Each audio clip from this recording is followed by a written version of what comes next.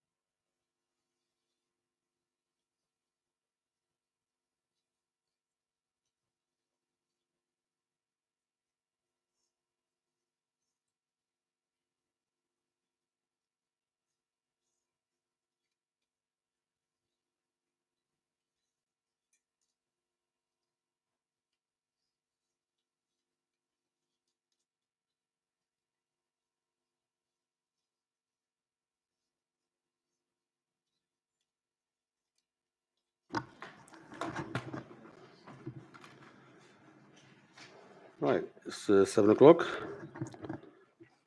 Good evening, members, officers, members of the public. Welcome to the Planning Committee meeting. And I'm going to make some changes to the agenda order. Going to take item 4, 5, and then I'll take item 3. And item 6 has been withdrawn. If there's somebody waiting for item 6, we're not going to take that today.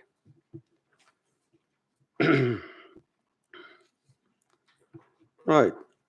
Apologies for absence. I have 2 already, Harleen Atwal and Tony Lukey. Yep. Okay. No more apologies? Okay, thank you. Chair, Okay. sorry, Chair. Yeah. I'm not entirely sure. Possibly Councillor Sarai. Might be apologies for absence. I'm not entirely sure. Thank you. Yeah, you're not there. No, okay, yeah. Okay, and we have got no minutes because there wasn't enough time to do that. So we'll have them next time. Straight on to the item 4. To the officer, please, for presentation. Item, sorry, yeah, 4. Not. Yeah.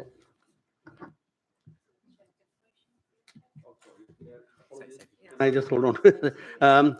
Declaration for interest, please. Yep. Yeah, for item 3, I carried out a site visit. Yeah. I too carried out a site visit for item number 3 on the agenda. Any more? Yeah. So did I, Chair. Okay, eight of Yeah. us anyway. So yeah. that's Chair, and also received a couple of emails from the developer on that as well as the site visit. Yeah, same here.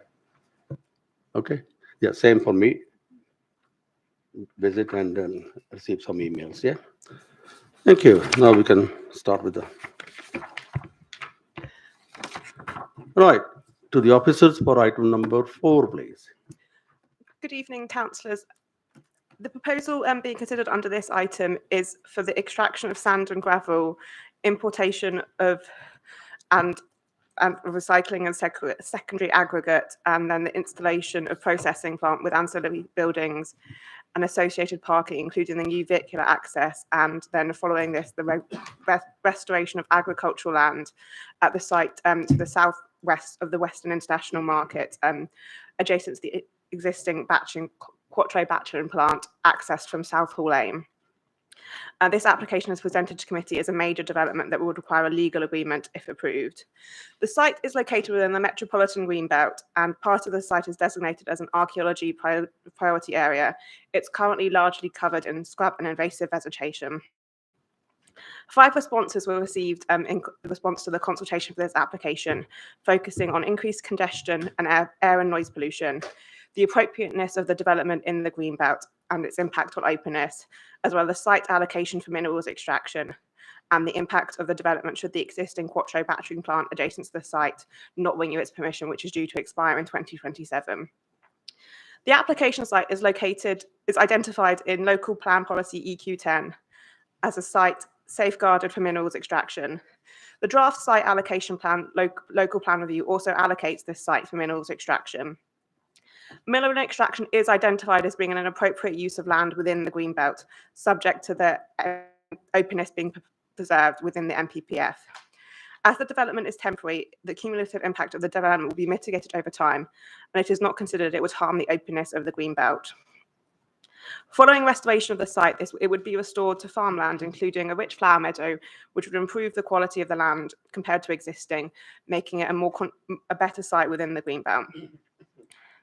The application proposes a number of plant installations and porta cabin style offices associated with the extraction of minerals. These structures would be kept in the northeastern corner of the site in order to protect the openness of the Greenbelt. These structures would also be temporary in nature and be removed once extraction was completed. The nearest residential properties are over 200 metres from the application site and would not be affected by the proposed development in terms of noise, air quality, or loss of outlook or light. The site would be accessed from the existing service road, and once operational is expected to attract up to 70 two-way HGV movements per day. It's expected the mineral will be extracted would be exported via the overhead conveyor, and these movements, and then vehicular movements will be associated with the import of material to fill the void. If the batching plant was to cease operation in December 2027, as the current permission expires then, there would be a less than 5% increase in HGV traffic flows as a result of all mineral also being exported from the site. This is within the daily variations of traffic, and then all traffic from the development would route north from the site via the Bullsbridge roundabout onto either the M4 or the A14. Several reports were submitted in support of this application, including an air quality report, which specifically considered the impact of the proposal on the Costco and the nearby data centre, and concluded there would be minimal effects. Due to the phasing of the extraction, the distance between the site and the pit would increase in later years, and it is not considered the HGV vehicles associated with the scheme would harm local air quality, and details of dust management would be secured by a condition. It is not considered the increase in noise associated with the proposal would have a significant impact on any of the surrounding occupiers. And then if this application was recommended for approval, a legal agreement would be negotiated on the following heads of terms: construction and employment training, staff travel plan, considerate contractor scheme, contribution to the Bullsbridge roundabout healthy street scheme, a sum for cycling improvements along Southall Lane, the carbon offset contribution, and phasing and restoration would also be included within the Section 106 to ensure that the land was restored to a satisfactory term by the council.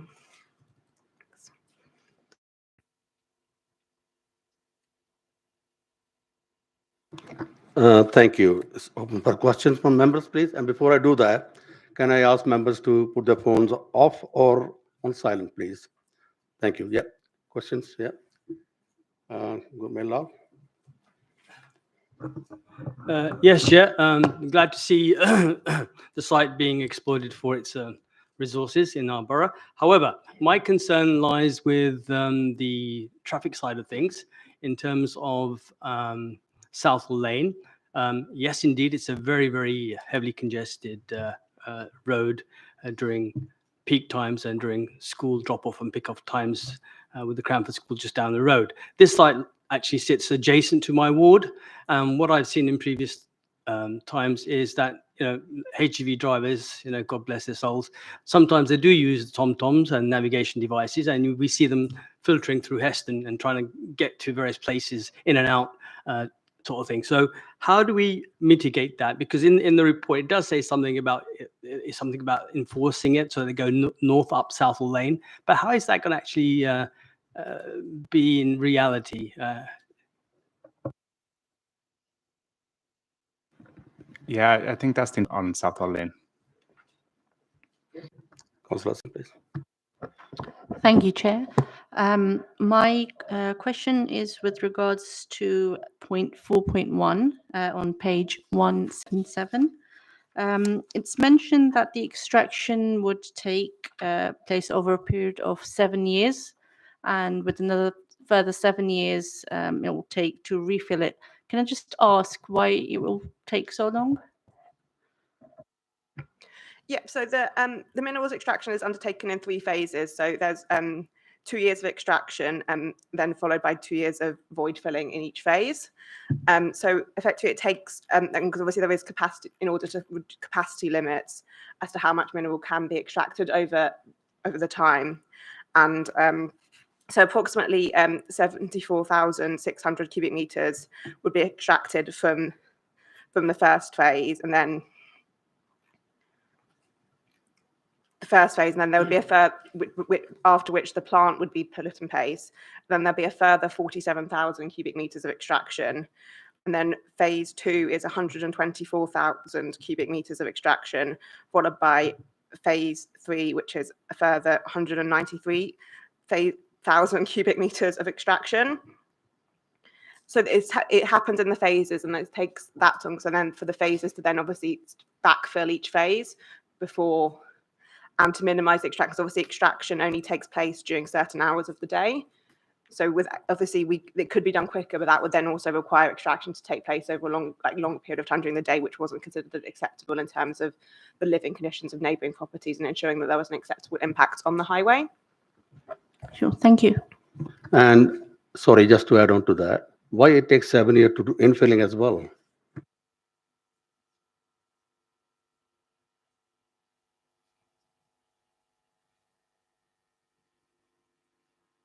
The agent is here to speak, so I think they're probably better placed to explain the periods of time compared to. Thank you. Oh, you okay? Sorry. Come back to you. Yeah, Councillor Stroud, then I come back to you. Yeah. Sorry. Yeah, I'm glad you picked up on that, because that was posed, but the way it's written on the extraction and the 7 and 14 is not the way it's described. It appears it's a rolling exploit, backfill, exploit, backfill, but it actually says 7 years exploitation followed by 7 years of remediation. There's a non sequitur there somewhere. But my other one was, and we can pick that up afterwards. Some of the comments on the water seem a little bit, we're satisfied that it's all going to be okay, but there's not a lot of substance behind that. And I'm also slightly concerned that Thames Water have not really come back with the fact that there's piling going in within 15 metres of a strategic sewer. I'd expect quite a big piece from Thames Water on that, because if that goes wrong, we really are in the... So, I'll be here all week. Thames Water doesn't usually request details of piling at application stage if there is any piling to take place. There is a condition on the application, let me just check which number, that would require full details of submission of any piling if it were to take place, which would be consulted on with Thames Water if that was to happen.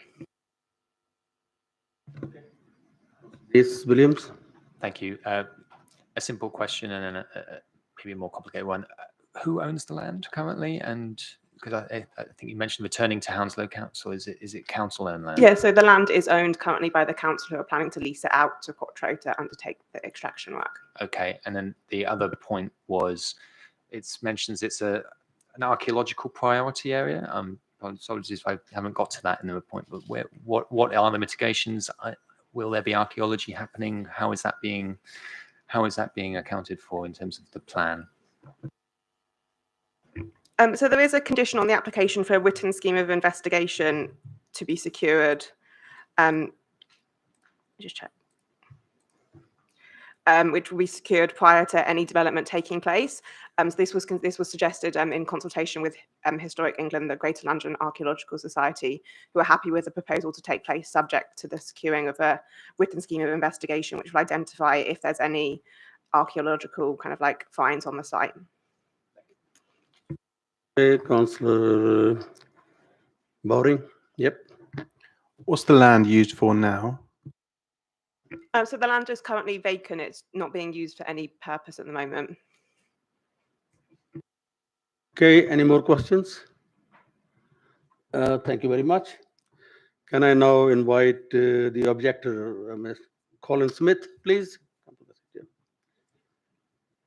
Mr. Smith, you have 5 minutes. It starts as soon as you start talking, yeah?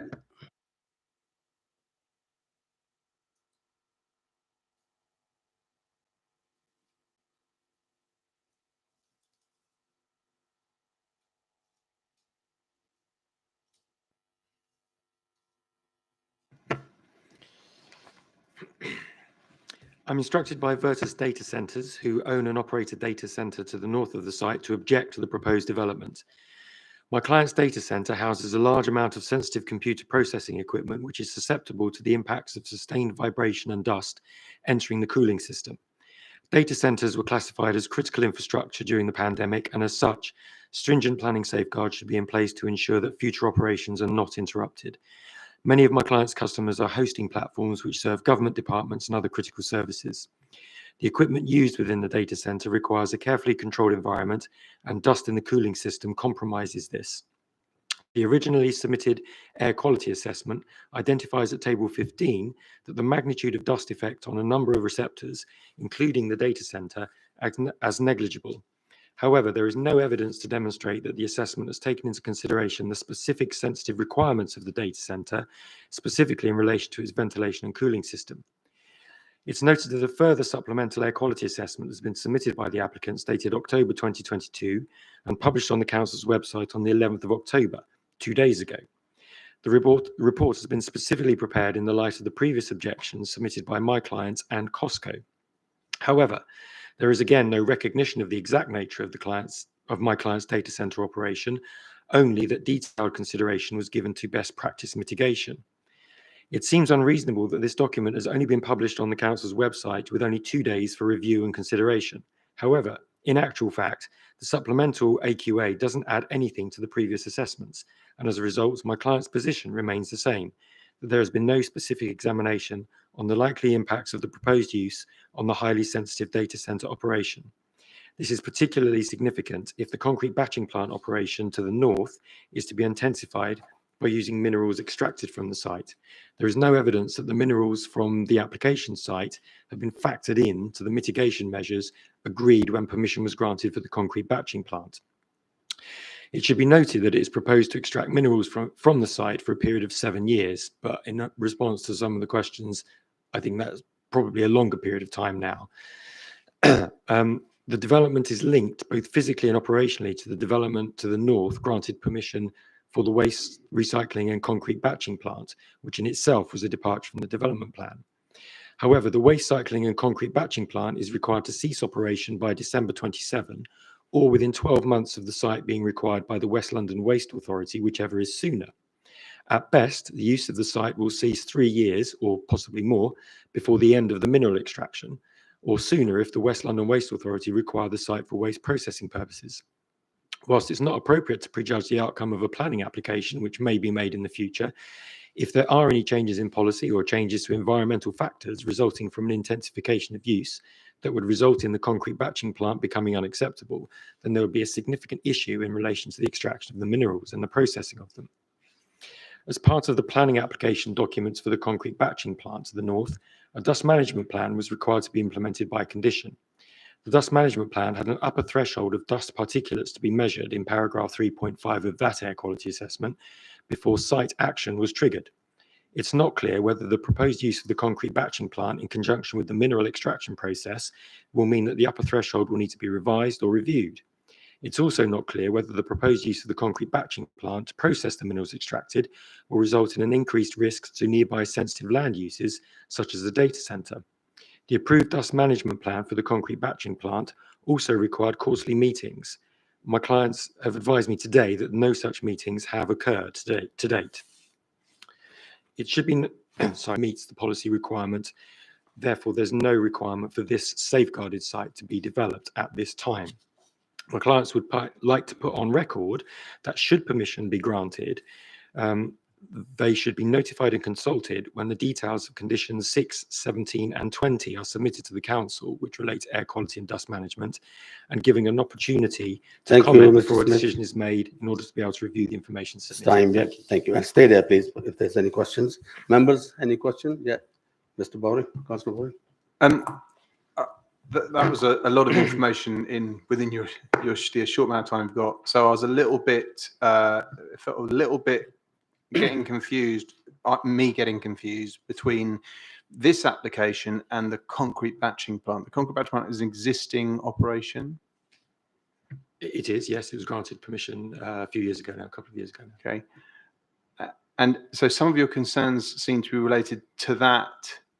And so, yeah, that's a little bit unclear. Would you like to can you sort of, are you able to sort of separate that a bit? Well, in short, the concrete batching plant was granted permission with various bits of information to do with air quality and dust management and all the rest of it prior to this planning application being considered. This planning application involves effectively taking the minerals extracted to that concrete batching plant and processing them. Mm-hmm. The question, which I've not been able to find an answer to, which may emerge during the course of this evening, is whether in granting permission for the concrete batching plant, the council presumably came to the conclusion that there would be no harmful impact on the data centre. Did that decision take into account the possibility of processing 700,000 tonnes of minerals from this site, which will be taken to the concrete batching plant? So your concern is the cumulative nature of them together? Yes, that's right. And whether that was factored in when the previous permission was granted. Okay, Councillor Stout, yeah. Two questions, but because it doesn't appear on the maps that we've got, or at least not the ones I can see, how close to the boundary is your client's data centre? And secondly, if I understand what you're saying is that you're not saying that it's necessarily going to impact. What you're saying is that the assessment has not been done to a level to give you the confidence that it won't. So tell us how close, and then answer the second bit, please. Unfortunately, I can't give you a precise measurement in meters. However, there is a plan that's just gone up on the screen there. And I think the officers are point at it, which is very, very helpful. Oh, it's quite far.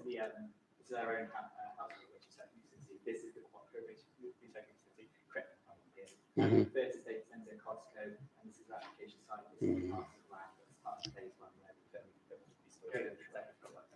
Thank you, Matthew. Thank you, Mr. Rees. Okay, Councillor Todd. Sorry, hang on. There's another part to answer. Sorry. So just to sum up, I can't give you the exact measurement in meters, but that's no. The second part of the question was, as I understand it, what you're saying is that you're not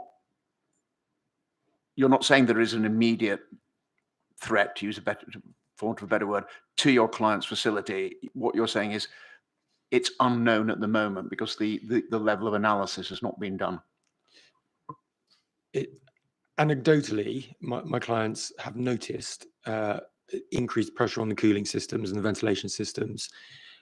I've been in front of this committee, I think this is the fourth time, in relation to air quality and dust management related to the concrete batching plant and the waste processing centre next to it, and now this particular application.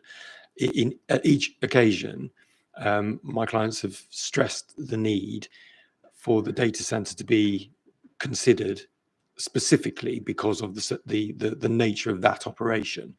To date, in all of the applications that have been considered, that hasn't been done.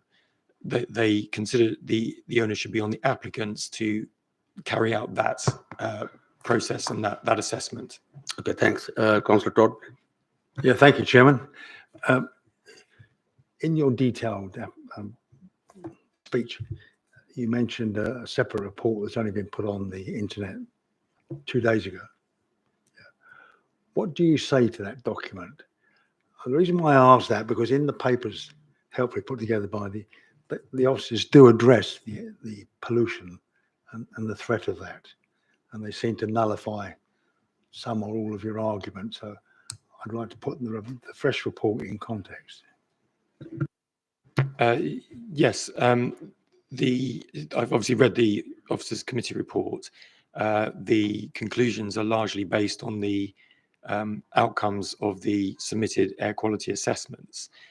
My criticism is that I gave in response to the earlier question, that there's been no specific analysis of the impact of this activity on the specific operation of the data centre. In terms of the report that was published on the council's website a couple of days ago, I'm no expert in air quality. However, my review of it is that it simply says the air quality assessment report, which was submitted previously, is perfectly adequate.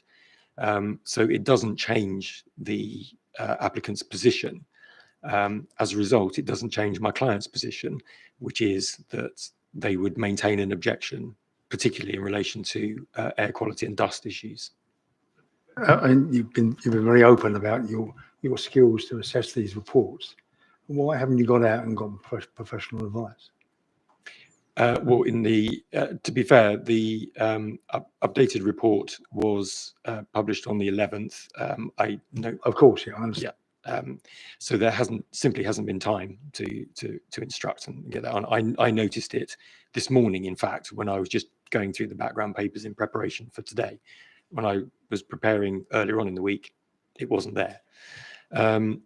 In terms of the previous reports, my clients have had informally people look at it, but their position is that it's the applicant's responsibility as the agents of change in this situation to carry out that assessment and to demonstrate that there's no actual harm being caused.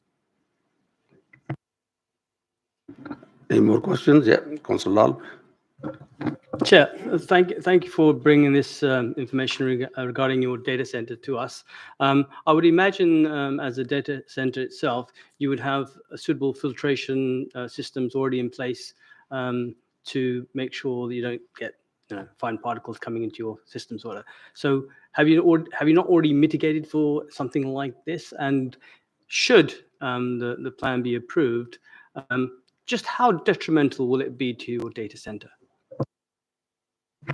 The data center was granted planning permission, again, I can't tell you the precise date, but some years ago, way in advance of either the council's waste processing facility immediately to the rear, the concrete batching plant next to that, and this proposal.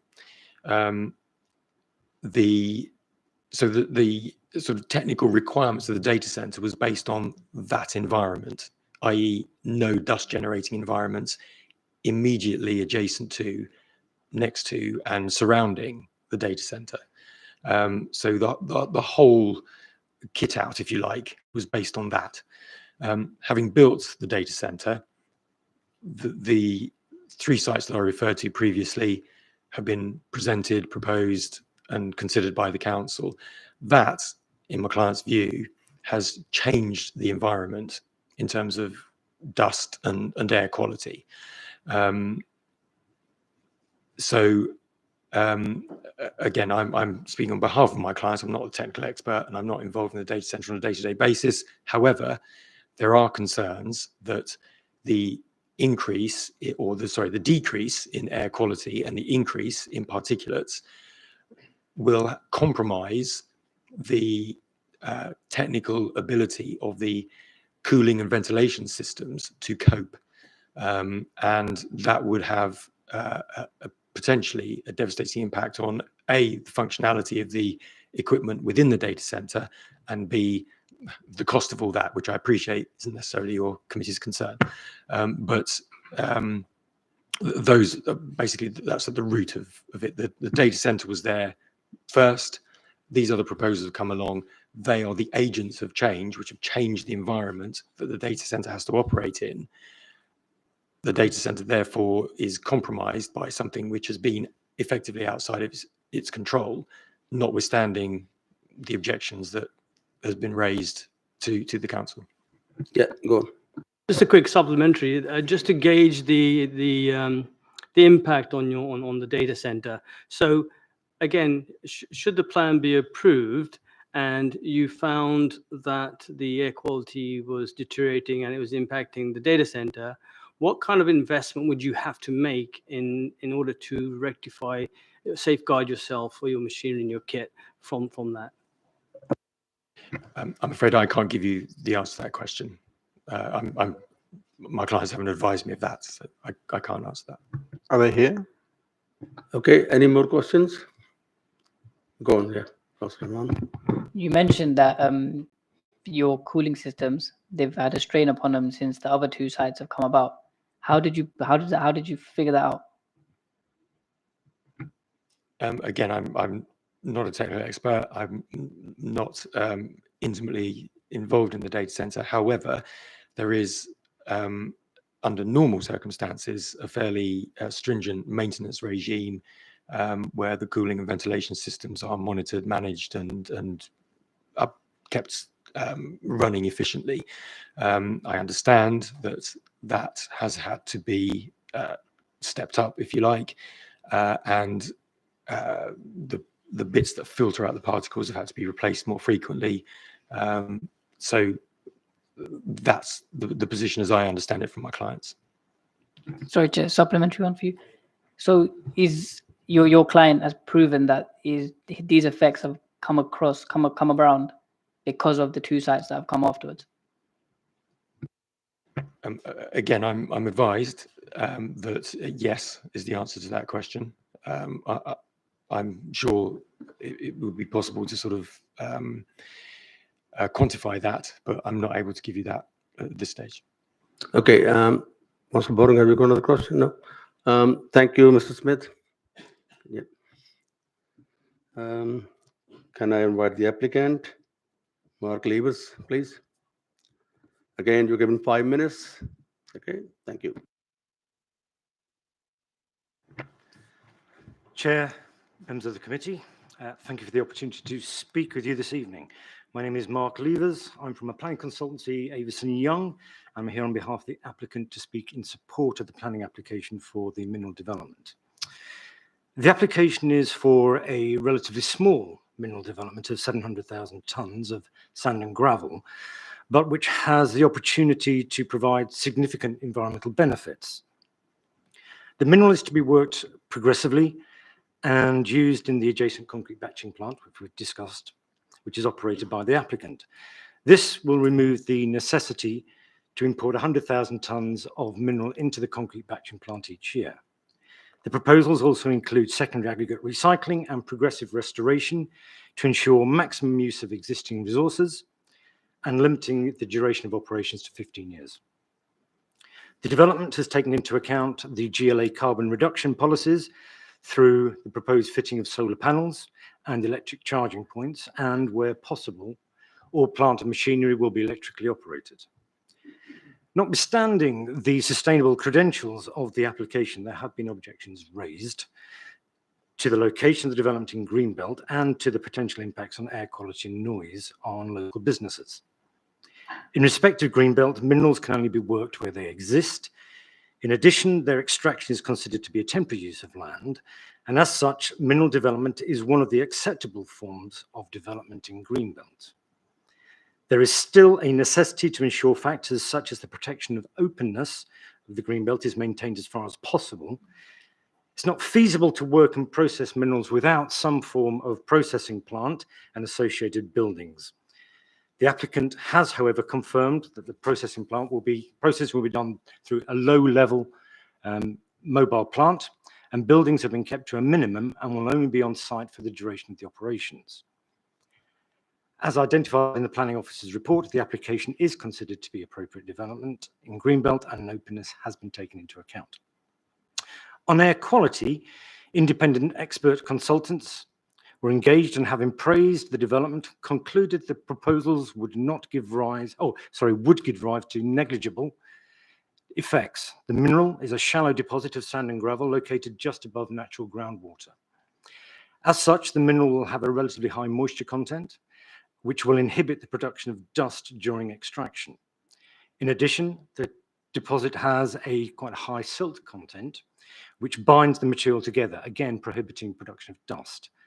The processing of mineral and secondary aggregates involve the washing of mineral to remove the clay particles. This washing process again inhibits the production of dust because it's a wet process. There is potential for dust to be created through the stockpiling of minerals. In this instance, however, stockpiling will be kept to a minimum, as the aggregate will be used directly at the adjacent concrete batching plant. Concerns have been expressed by the data centre and Costco located to the north of the existing concrete batching plant.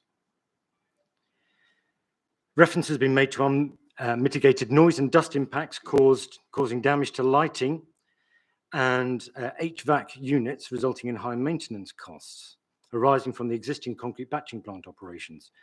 This is considered somewhat surprising, as Quattro, nor it is understood the planning authority, has received any complaints from Costco or the data centre since operations commenced. In addition, Quattro has been undertaking regular monitoring of noise and air quality over the past 18 months as a consequence of their planning conditions. The monitoring has confirmed that noise and dust levels from these existing operations are well within predicted and authorised limits. Whilst concerns regarding mineral development are understandable, noise and air quality need not be affected with appropriate mitigation and working practices. Quattro has demonstrated that it's a responsible operator and capable of ensuring potential impacts are controlled. The development in front of you is a sensible and sustainable development that accords with national and local policies, and there should be approved subject to conditions. Thank you. Yeah. Stay there, please, for questions. Yeah. Oh, my question, first of all, I ask the officer, why is it going to take 7 years to infill the place, please? So there is a balance. So the mineral extraction is being extracted at the rate that the concrete batching plant uses sand and gravel. So it's 100,000 tonnes a year will be taken out.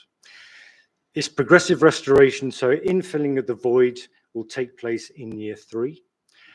There is a balance between how much material can be brought into site over a period of time, both what's available in the local market in terms of fill available, but also ensuring that we don't overburden the local highway network so that we don't effectively work for 7 years and then try and fill it all within 1 year, because that would not be appropriate and that would cause unacceptable impact on the highways. So what the applicant is looking to do is to gradually work the mineral at the progressive rate to husband the resource. Yeah, I'm struggling with that concept still, because up front you say it's going to be 7 years of extraction and 7 years of infill. You're going to take 100,000 tonnes a year from 700,000 tonnes. That's 7 years. Correct.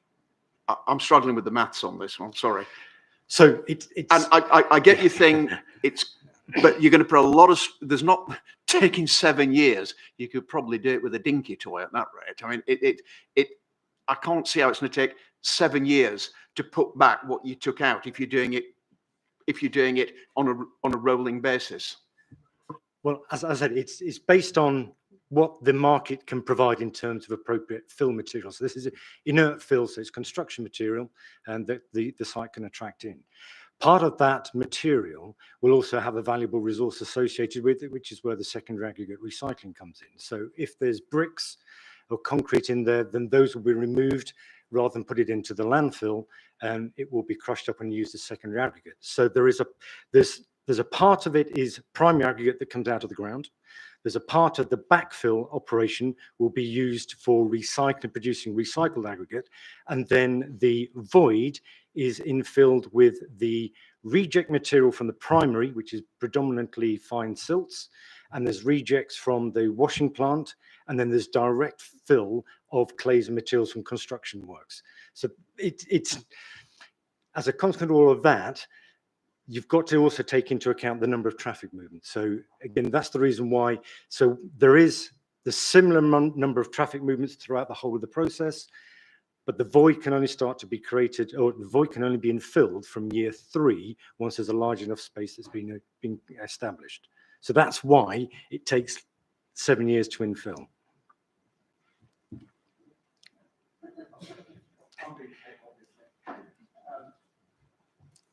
You're starting in year 3 there to infill. Yep. So the processing area is in phase 1. So the mineral is extracted, stockpiled. Yep, The construction, the compound is constructed, and then the stockpile material is then used to supply the ready-mix plant. Then extraction continues around from phase 2 to phase 3. We can only infill the void in phase 2 once that's been created, which will be by year 3. So what's happening in phase 1? When's that getting filled? So that phase 1 will get infilled right at the very end, actually, because that's where the processing plant is located. So at the end, on the concrete that then gets building. on retreat, that gets taken away, the concrete gets crushed up, reused, and the void gets backfilled as the last area of the site. Okay, thanks. Councillor Todd, please. Thank you very much, Chairman. Good evening. Good evening.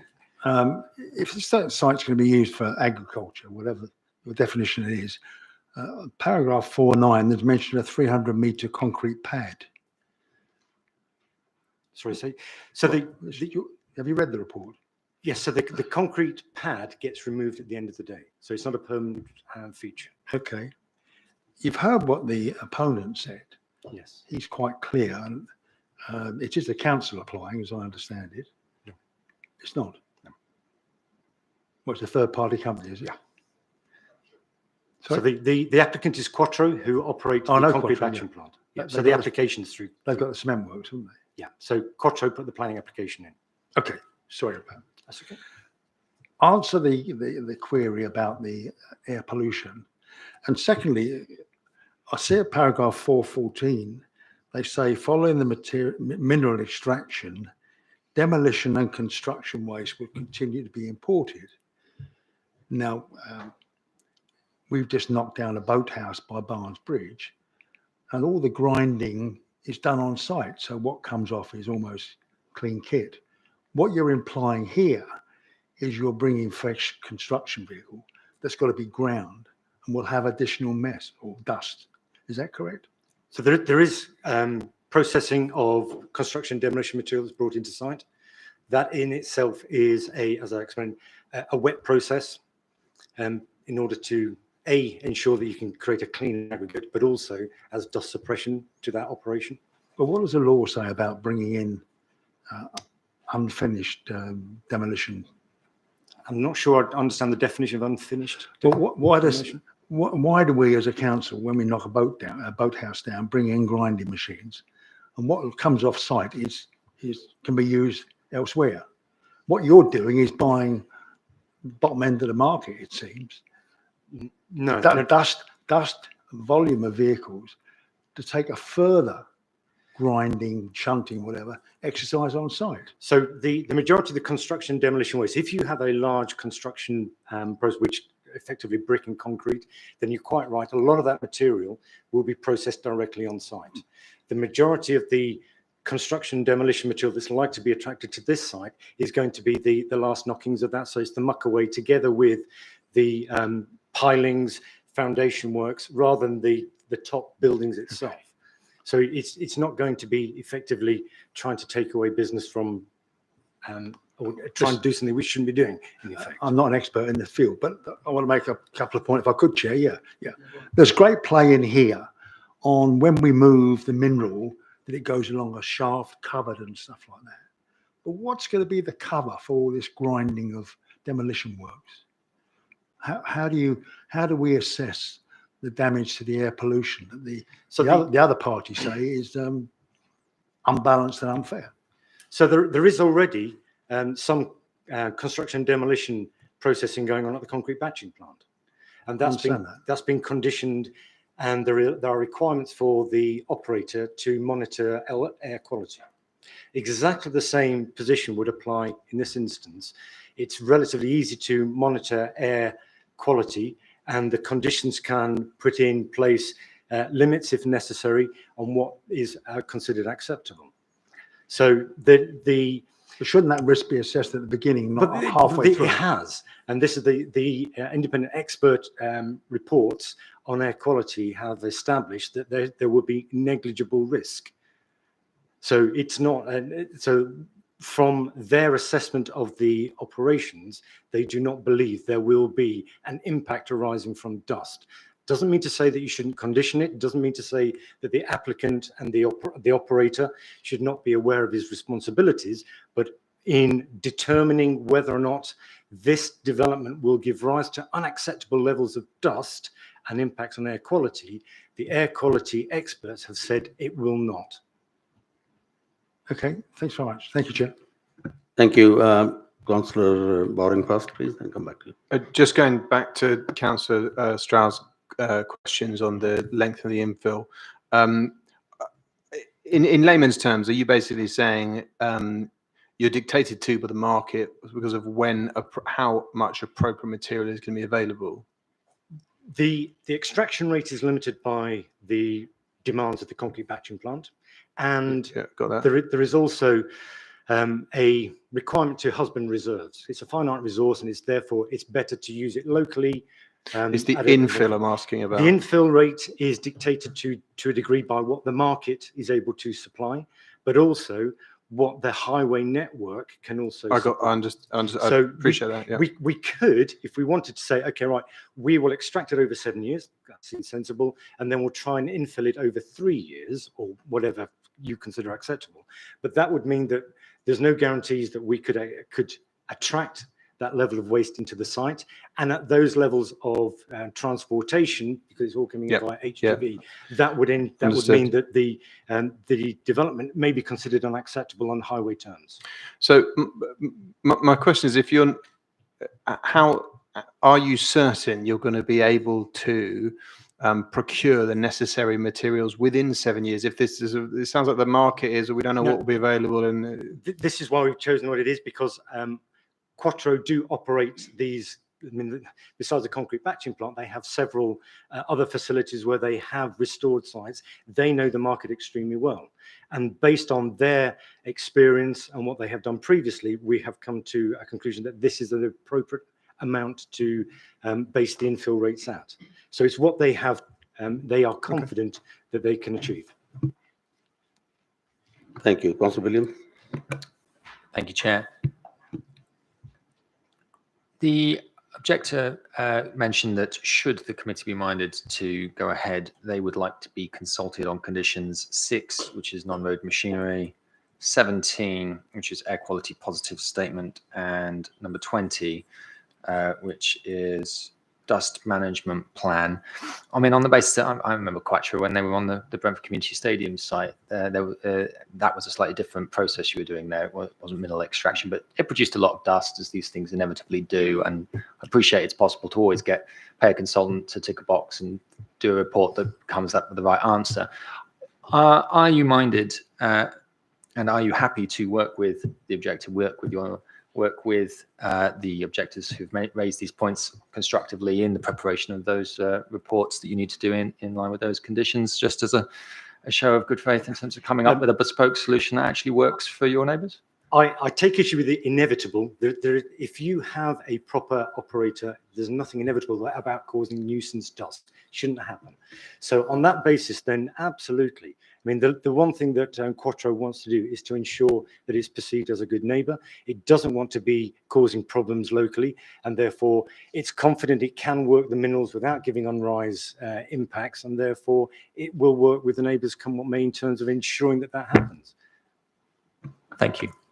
And Chair, I'll raise the point with the officers later about how they might include. Yeah, that's fine. Yeah. Councillor Bhatti, please. Thank you, Chair. Do you have an end date to this operation? So it all depends when it starts. And that, to a degree, is dependent upon a number of factors outside of our control. So we have a legal agreement, Section 106, to sort out. We're probably 90% of the way there in terms of getting the agreement finalised. But then there's, as you'll have noticed from the officer's report, we've got a raft of pre-development conditions to satisfy. Those will take some time to do. So I anticipate that we're probably looking at least 6 months from grant, if it gets granted, before any development work can proceed. So from whenever that happens, it will be 15 years to final restoration. This is supplementary. Yeah, go. Chair. What sort of condition that land will be left once you finish the operation, and can that be developed for other things? So the intention is that there's new legislation, recent legislation came out that's called the biodiversity net gain requirements. And any developer has to demonstrate that it's improving habitat by at least 10% is the national requirements. So in looking at our restoration scheme, we have to demonstrate that we provide a form of or additional habitat, which is why we're looking at a rich wildflower meadow mix. So rather than it going back to just general agricultural land, which is what it historically has been, this would go back to a more important natural habitat. The planning officer is looking at including within the legal agreement requirements in terms of the standards of restoration. That will be coupled with conditions in terms of how we restore the site and the timescales associated with it. And then there is a third level of control that the council have in this instance, because it is the landowner, and there will be a lease with the operator, and then under the relationship between tenant and landlord, the council also has an opportunity to monitor and manage what happens with the site during its restoration period. Okay, there are no more questions. Thank you, Mr. Levis. Thank you. Yeah. To the officers, please, if you can answer some questions. I'll just get mine in early then. Are you happy to? Oh, sorry, is it the briefing bit? I thought they were waiting for questions. No, I mean they'll ask some questions already. Yes. Sorry, Ron. So I was obviously present. Well, I say obviously, I don't think many of you were present when Quattro came with their application for the construction waste facility. A very robust set of monitoring and conditions were imposed on that particular site. So Mr. Smith correctly points out that this construction waste will be carried over to the batching plant, which is far closer to Quattro. And the plant to the south, the application site itself. So I think first and foremost is that there are a robust set of conditions and indeed monitoring that's been installed. That we obviously need to check that that's taking place, because Mr. Smith mentioned that a meeting didn't take place, which was supposed to take place. So that's one fallback in that particular situation. They need an environment license. There is another set of legislation that controls these kinds of facilities. So that can give you a degree of comfort as well, that they need an environment license to act in accordance with air quality and noise concerns. But also, yeah, it's fine. We can consult them on those conditions. It's no problems. That's just we'll make a note in a minute to do so. Sorry, I should say one of them was was it condition 6? Condition 6 is just kind of like a monitoring condition, so there wouldn't be any discharging of condition 6. It's just a compliance condition. So it was the other two that would be okay. That's okay. Okay. Any more questions, Professor Councillor? Chair. Early on, I said that I was quite happy to see a resource being utilised. However, new comments have been made on the report by the objector and the applicant. And in listening to those accounts and further scanning the report in front of me, I'm a bit perplexed as to how the air quality could not be affected. I mean, in the report, it says that apart from the dust, that is, on the highway, we're going to see roughly 70 two-way HGV movements per day, right? And if you do the maths on that, that's quite intense use of that particular lane on a daily basis for 7 years, all right?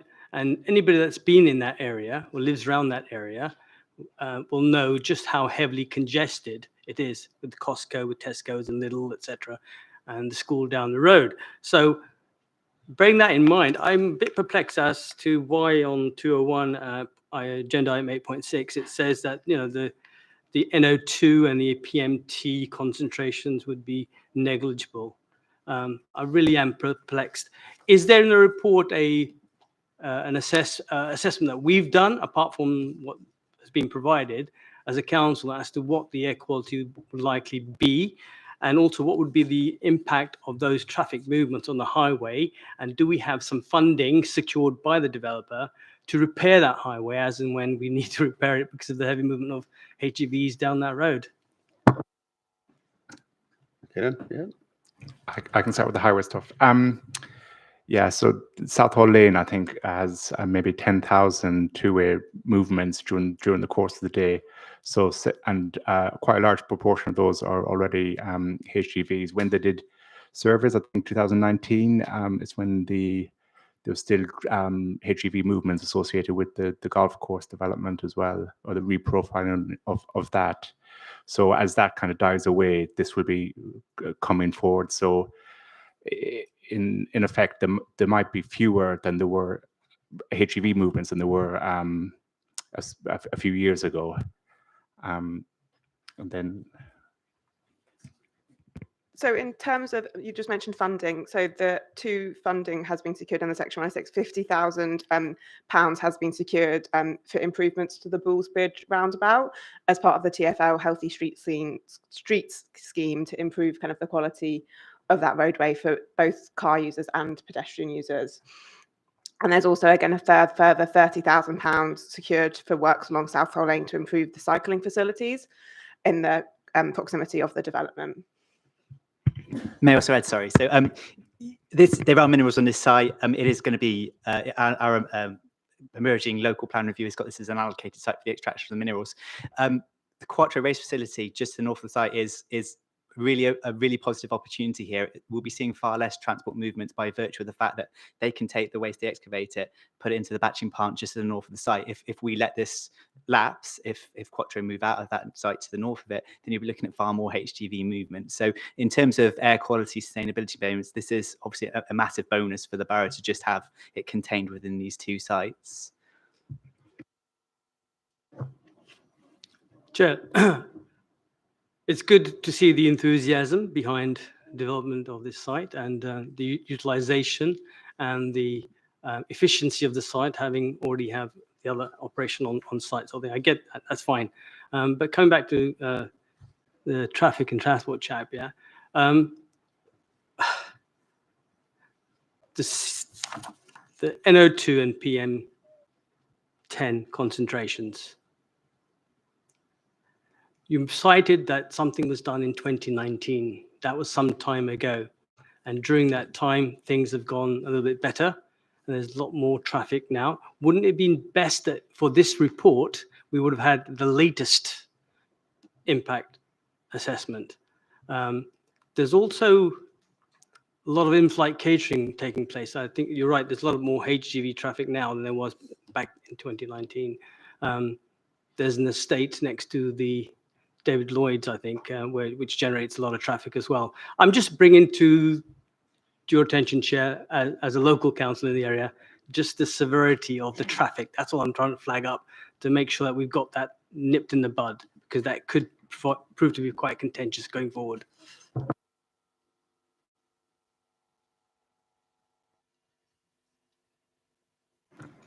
I'm not really sure if it was a question, was a specific question there. Just that we have looked at it. 2019 was probably better than looking at in 2020 or 21 when we had the COVID restrictions. So it's probably more accurate, well, a better baseline than maybe a year ago. But I appreciate we could have probably done survey. Well, I don't think we could have done surveys this year and had it through committee in time. But yeah, we're comfortable with the impact, considering there's already quite a high proportion of HGV movements along there. But a proportion in terms of numbers, I think is something like 340 were identified in in 2019, so additional 70. And again, they mightn't be additional 70 because as the golf course reprofiling, the HGV movements associated with that are falling away, then on balance, there could be fewer associated between those two developments. Go on. Just, I suppose the only comfort that I have from officers' comments so far is the fact that the traffic is going to be guided north, up, and away from Cranford Community School. So that's a good thing, especially in concerning the NOT and PM10 particles, etc. So that's a good thing. So I'll take it on board that the officers are quite convinced that the air quality in that area won't suffer no harm. My second question relates to the data center and how it would have been better if perhaps officers were minded to bring a report where the objectors' issues were brought to the fore, in the sense that he's put up with the two developments that we put there, the recycling center and the cement thingamajig, and now there's a third thing. So, because they have been affected by the first, it doesn't mean they should put up with a third or a fourth or a fifth. Sounds a bit unfair. And we need to be mindful of the issues and the impact that we're going to have on their business. And I suppose it's a strategic asset as well, data centers. So I think somewhere along the line, there was some kind of condition that's going to be put in. And again, I'm taking on board that officers are going to put a really, really strict and thorough condition in place to knock that on its head. And I hope that going forward, it won't bite us in the back. Okay. Okay. Right. Councillor Todd, we still do questions, yeah? I hope so, yeah. Yeah. Some of our colleagues have been trying to crack down the timescale, really, but the thing that screams out, and I'm so old, I was here at the last application, and we did try and screw them down, which was with difficulty. Chair, we know that the company involved have to leave that adjacent site in December 27. Now, that's only 5 years. I'm not sure what's going to happen after that. Picking up Councillor Low's point about traffic, that seems a radical change of a scheme. We go back to square one almost, where the only way that's got to be taken away to make cement elsewhere. As there is valid point about evidence, there seems to be an awful lot of trust here, and I find it really disappointing that a report's put in 2 days before it comes to us. So I'm assuming the contents are not reflected in this report, but can you clarify that as well, please? Yeah, so to clarify on your first point, I draw your attention to paragraph 8.36 of the officer's report, which says, obviously, the analysis in the above paragraphs was based on the adjacent batching plant allowing for the aggregate to be processed on site. The closure of the concrete batching plant would likely generate an additional 30 HGV movements two-way associated with the exporting of materials, which would obviously then be factored in by the fact that there wouldn't be any HGV movements associated with the batching plant if it was no longer in existence. So the proportional increase on the highway would be less than 5% increase in HGV flows, which is considered within the daily variations of traffic and would not have a significant impact on the highway network were the concrete batching plants are closed and all mineral have to be exported off the site. And in response to that second report, that was just mainly issued for officer benefit in terms of just as a response provided to the comments made by both the data center and Costco to provide their comments and feedback to that. So it didn't actually introduce any new information to the scheme. It just kind of provided a response to the previous objections that had been received. And I apologize that it was only uploaded 2 days before the committee. What you're saying to laymen like us, it reassured you. Did it give greater confirmation of the evidence you're relying on, or what? So obviously, it was we were happy with the application beforehand. It just provided some greater complication, particularly in response to the Costco and the data center as sensitive receptors to both air quality and dust. And obviously, that was also included in the addendum report, which was published yesterday. Thank you. Open for debate. Anybody wants to? Yep. So we heard sort of from the objector, and they're sort of quite worrying, quite unfair. But I think for me personally, I didn't see enough hard evidence from the objector. It was more, well, we think this could make things worse, but they didn't provide any extra studies. They didn't do any criticism or breakdown of the existing reports from officers. So for me, they haven't done enough to kind of warrant any serious intervention. And I think this is a really good scheme. I think I'm really impressed by the sustainable nature of it, particularly the relationship with the concrete batching plant next door. So I think we should approve. And actually, Chair, I move to approve. So you're proposing? I propose we approve. Can we have a seconder, please? I'm happy to second that. I'll take a vote on that. Proposal is for the approval of officer's report, yeah? In favor, please?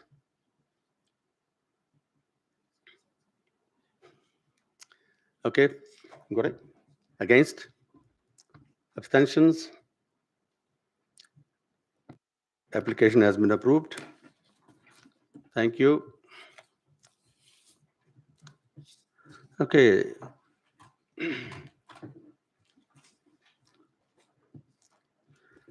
Next item is item 5, garages on St. Mary's Drive, Bedfont, pages 224 to 260. Who's taking it? Yep. When you're ready. Sorry, I just got to get the screen.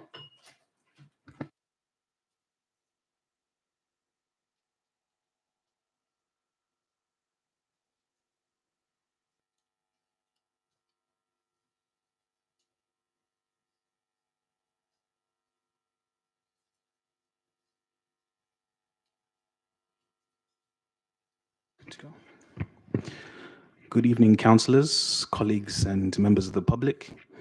The item before you today is garages on St. Mary's Drive. The site is located on St. Mary's Drive, a cul-de-sac off Hatton Road. The site is within Bedfont Green Conservation Area and the East Bedfont Archaeological Priority Area. The site is also within the Green Character Area. The proposal is for 8 homes comprising of houses and flats, arranged as 3 semi-detached buildings with gaps between each pair and an ample amount of open communal amenity space on the east side of the buildings. The site is council owned and is part of the council's small sites program. The site itself is 900 square meters. It's a rectangular piece of land which contains on the western side a row of 10 single-story garages.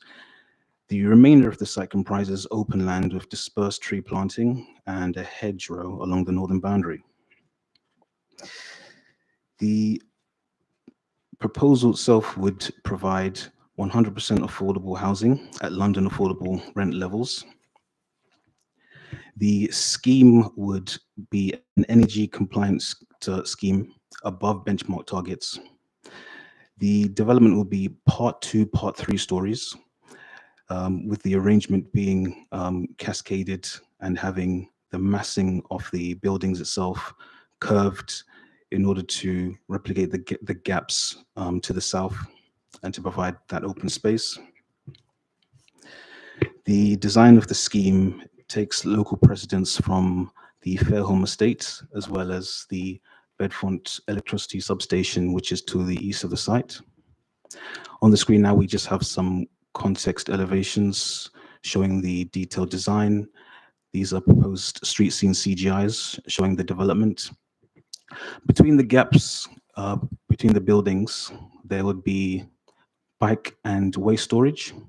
Each dwelling would have its own bike and waste storage, which would be independent. The development would face onto St. Mary's Drive. The end unit, Unit 8, faces towards the green, activating the street frontage. And the development provides a distribution of amenity space along balconies, rear garden spaces, and the communal amenity space on the eastern edge of the site. Overall, the proposal would contribute to the council's need for affordable housing, providing 5 one-bedroom units and 3 two-bedroom units, meeting local identified need. The principle of the development is considered to be acceptable, with the site being within an existing residential area with no loss of housing and providing 100% affordable housing at London affordable rent levels. The site itself is, again, part of the Council Small Sites program, and was identified at an early stage where the bid scheme came through from the registered provider. The registered provider was working on 27 sites across the borough, of which this is one. And the developer would acquire the sites of the council as per the development agreement to deliver the 100% affordable housing. Just in terms of other aspects of the site, so the main impacts of the development would be in terms of construction. So there would be some impacts during construction, but this is considered to be temporary during that phase. A construction logistics plan is conditioned, which would require appropriate routes to and from the site, as well as wheel washing, and to ensure that there isn't any unacceptable impacts on the local highway. The development also includes the proposal for double yellow lines adjacent to the development site to ensure that that access route into the cul-de-sac remains open, and that would be enforceable. An addendum report was published, which included a change into the wording of condition 3 for those conditions to the trigger point to be submitted prior to above groundwork commencing, as well as additional, as well as the draw numbers being updated. The proposed street scene CGIs were part of that submission.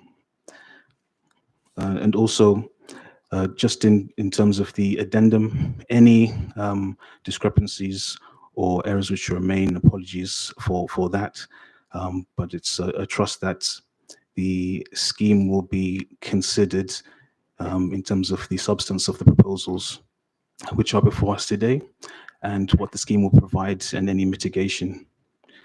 So I leave the open to any questions. Okay, thank you. Question from members? Okay, Councillor Mir. Thank you, Chair. How many residents been consulted on this? And that's my first question.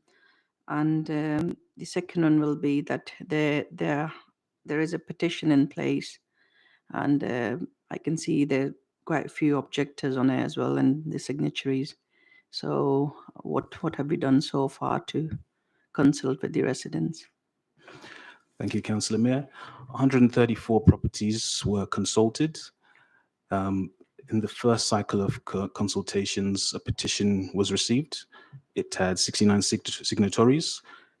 The planning team considered all of the objections which were received, and we entered into a long discussion with the applicant to address those objections.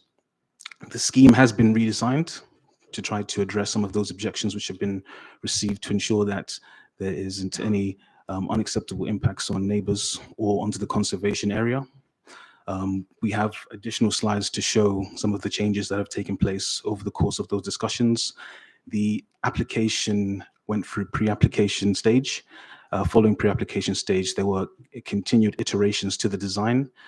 What we're looking for in terms of the assessment is, in terms of densities of development, what we look at is ensuring that the development itself, in terms of the quality of the accommodation, it's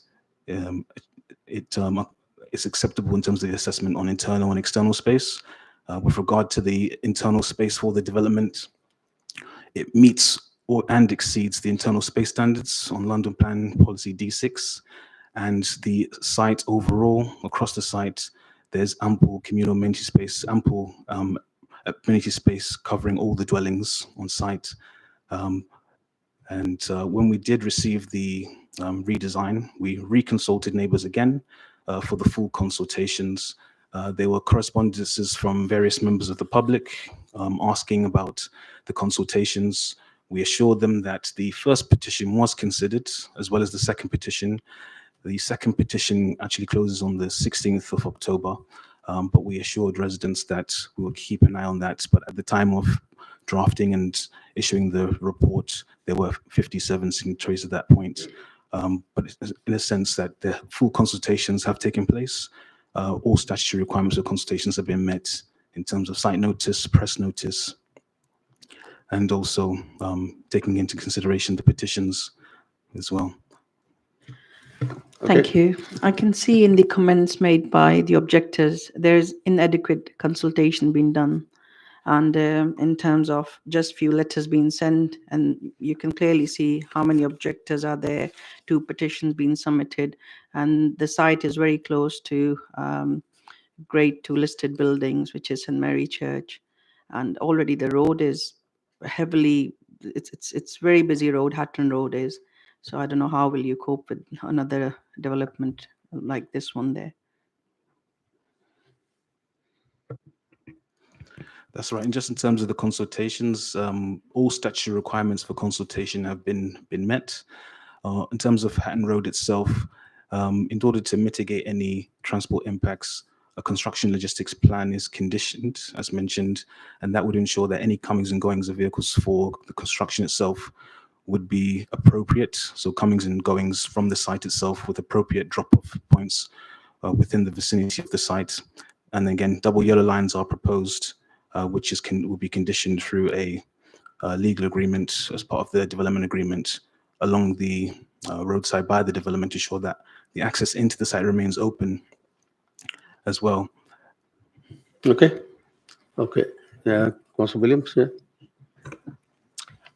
I was just wondering if it would be possible to see how the scheme has been changed. You mentioned you had slides. Yep.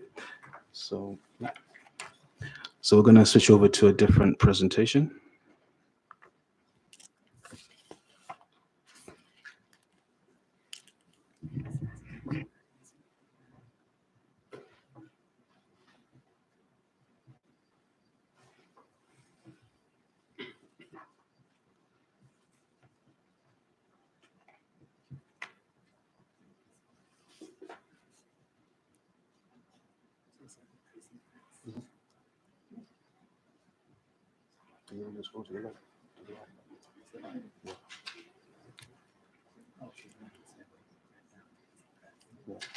It'll be in the document.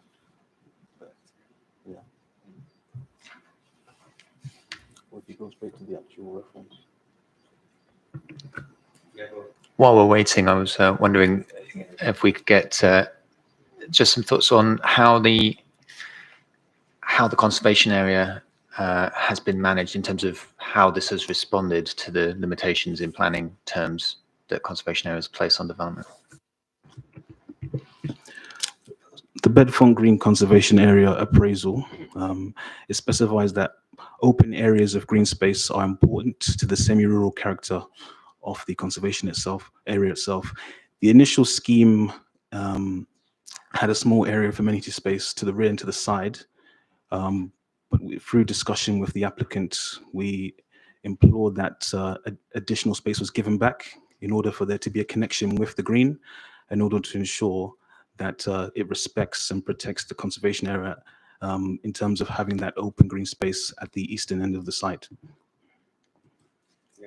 And responding to Councillor Mears' point about the church, how is the scheme in planning terms? How does it reflect, address concerns about the listed nature of the church? Yeah. Again, on open space, the conservation area appraisal states that buildings and open spaces which worked well are those which are surrounded by green space. So in terms of the development itself, it is a modern approach in terms of needing to meet modern building standards, ceiling to floor heights, form factor in terms of energy performance and efficiency. All the buildings are such that because of the larger form factor, they don't perform as well in terms of energy itself, energy efficiency. With the church, St. Mary's the Virgin, which is to the north of the site, it is Grade 2 listed. It is an important landmark within the conservation area itself. The site has been shifted away from that area in terms of allowing it to shine and remain significant in that sense. And so we've tried to look at what works well within the conservation area and what the development needs to connect to the existing open green spaces, which are a positive contributor. Okay, while we're waiting, Councillor Bowring. Have you got a question? Okay, Councillor Bhatti. Chair, can I ask how far is that site from the church itself? St. Mary's Church, how far is the distance? So in terms of distance itself, it's across the road from Bedford Green, and Bedford Green is just to the north. I don't have the specific meterage, but Kieran's just pulled it up there on our screen there. So it's over 84 meters from the site.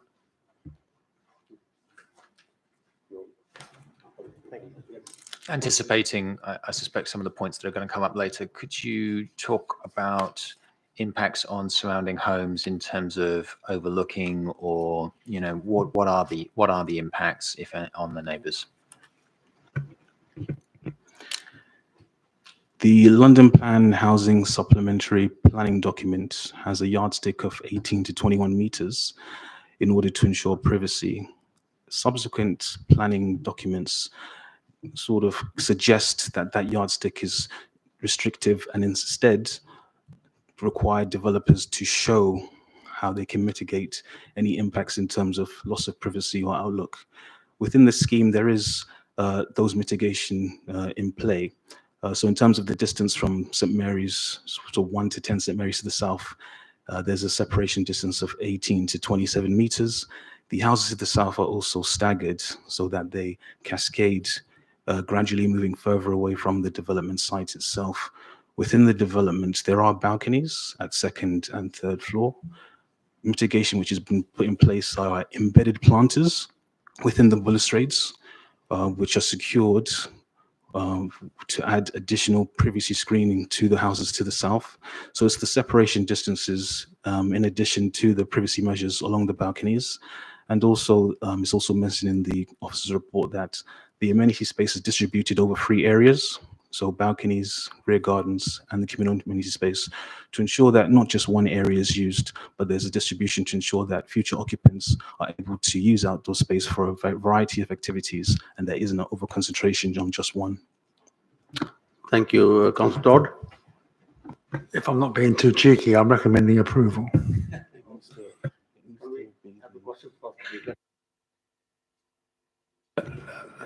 I remember the previous meeting. Yeah. 15 love. But Todd has already proposed. Officers, no. Yeah. I mean, there's a couple of speakers, if you can speak. Are you okay with that? I'll come back to you with the proposal. Yeah. The reason I'm going to, there's the objector there and the applicant there. Then we'll come back to you, yeah?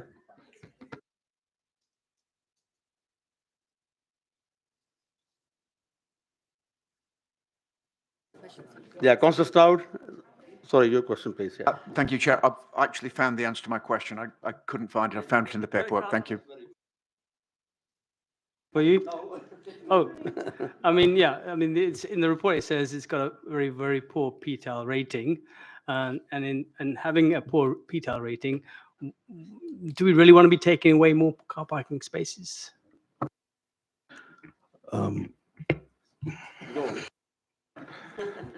Yeah, it's got a poor PTAL, but there are 4 bus surfaces within displaced on the surrounding roads. Parking stress would still come up to, I think it's 84%. So that's still below what we'd what considered to be excessive parking stress levels. On both nights of the survey, there were still spaces available within St. Mary's Drive itself, and with a lot of spaces on Hatton Road. Last question, Mr. Williams, very quick. Thank you. I just was actually going to say, if you're struggling to find the report, I'm happy for you to present it during the wrap-up at the end, rather than killing time now. And the only thing I was going to say was, we're talking about parking and the need for it. How many of these garages are being used for parking? Yeah, so they haven't, I don't think they actually got in and to look at the garages.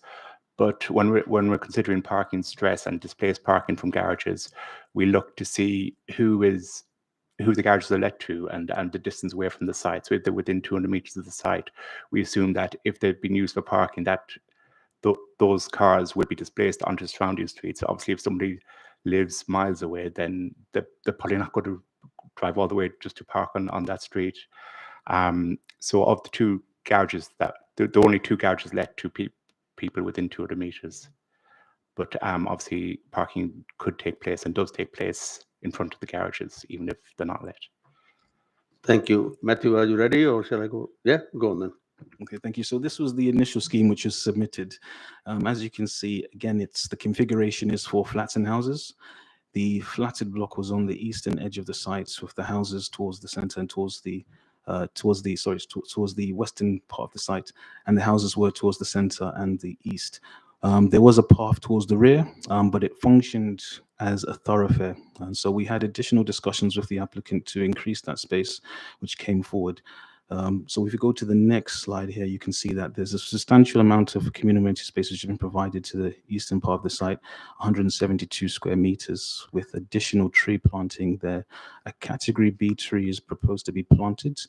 Category B trees are those with higher retention value. On the site itself, there are 6 trees which were surveyed as well as a group of species. There'll be 4 trees which will be felled to allow for the development, as well as a partial removal of the G1 mixed species.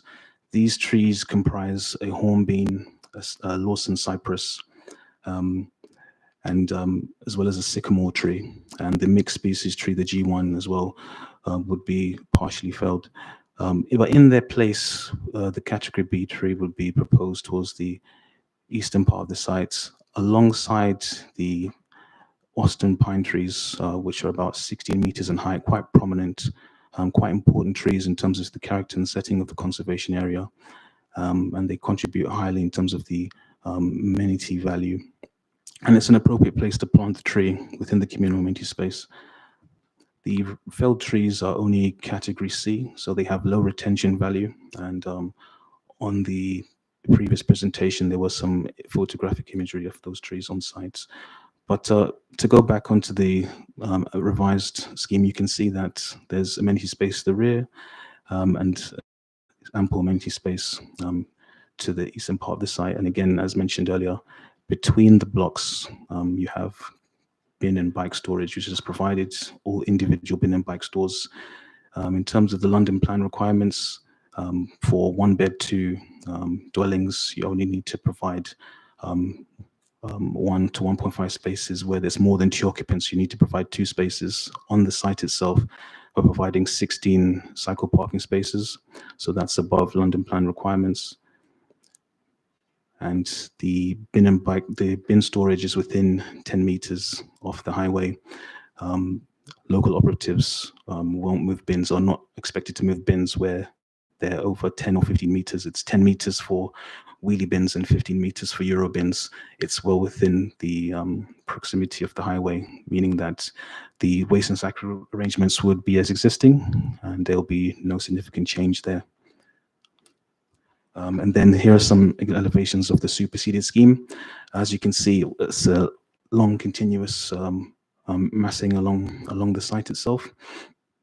Through our additional discussions with the applicant, we encourage them to look at the contextual, to try to look at the area in a contextual manner to ensure that the development responds to the local buildings. Again, the design is modern with flat roofs, and the form factor needed to be reduced in order to ensure that there's less heat loss within the buildings. So essentially to ensure a good fabric within the development, especially at this time, energy demands is quite an important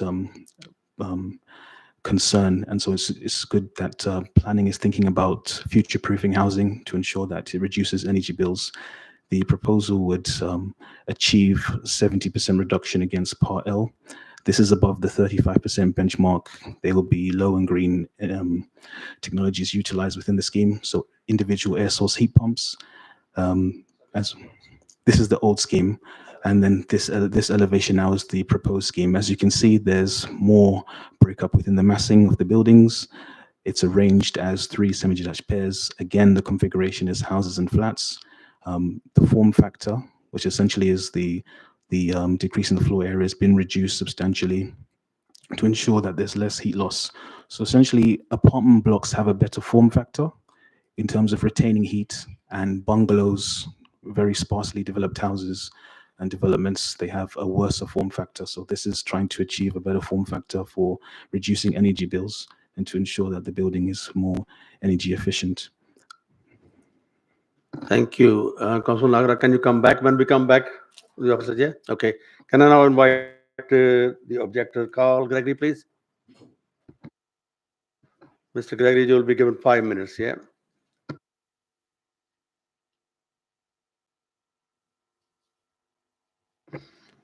Okay, good evening, councillors, and thank you for the opportunity. So my name is Carl Gregory. I'm the resident of number 3 Hatton Road.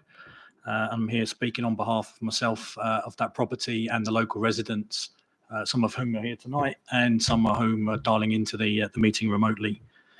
I'd like to focus on just 3 main areas for discussion. The first being the impact of the conservation area, some of which we've already heard. And then lastly, the just direct impact to myself at number 3 Hatton Road, and various objections to the proposed scheme initially, and then the second proposal. Beginning with the conservation area, I think you can see on the screen there, this is an area that's been established, forms part of the fabric of the conservation area. Picture on the right there, mid-phase, this land has been in sync and in situ for a number of decades. It's a green open space. The Hounslow Council Conservation Act talks around the preservation and the importance of protecting these spaces. So I think, in my view, contrary to what we're hearing, the significance of this development does severely impact and detrimentally affects the conservation area. The design, again, is not in keeping with anything around the conservation area. I'd refer back to a recent development that's ongoing in Burlington Court and Burlington House in particular. That's a listed building that's being sympathetically restored, again, to attain the look and feel of the area, unlike the development which is being proposed here. Again, context of design, we've heard that it's in context with a substation, but not anything else within, again, the surrounding area. No reference tying it back to the church, the pitched or gable roofs within the area, and any contextual design that links this proposed development back to the area and sympathetic to the conservation area itself. I think most importantly, from a conservation area, the permanent loss of this green space, it's a mature, established space. We've heard that there's a loss of a number of trees. The residents use this space. It's an area where people walk their dogs. And as I say, it forms an integral part of the fabric of the area, and in particular, Bedfont Green. Moving on to the impacts, on to the next slide. You've already seen the graphics of the proposed development. The modifications to the second proposal have, in fact, increased the height quite significantly. So 2- and 3-story buildings in what is quite a narrow cul-de-sac. Our view is that the bulk and massing of this building is going to appear quite significant in what is quite a small street. It's not in keeping, as we've already said, with the conservation area, and it's going to appear quite overcrowded. I think you can see there from the aerial photograph from the plan view, the severity and the extent of this development. Doorways leading directly onto the street, effectively. So it's a very small, narrow space with quite a significant amount of development on there. Moving on to construction, again, we've heard a little bit about a construction traffic management plan. It is a narrow road, so having yellow lines along one side prohibiting construction vehicles from parking means that those vehicles have got to park somewhere else. The plan doesn't seem to include any allowance for construction cabins, construction material, work crews, craft in and out of the site. And this, as I say, is a cul-de-sac with a number of elderly people that reside there.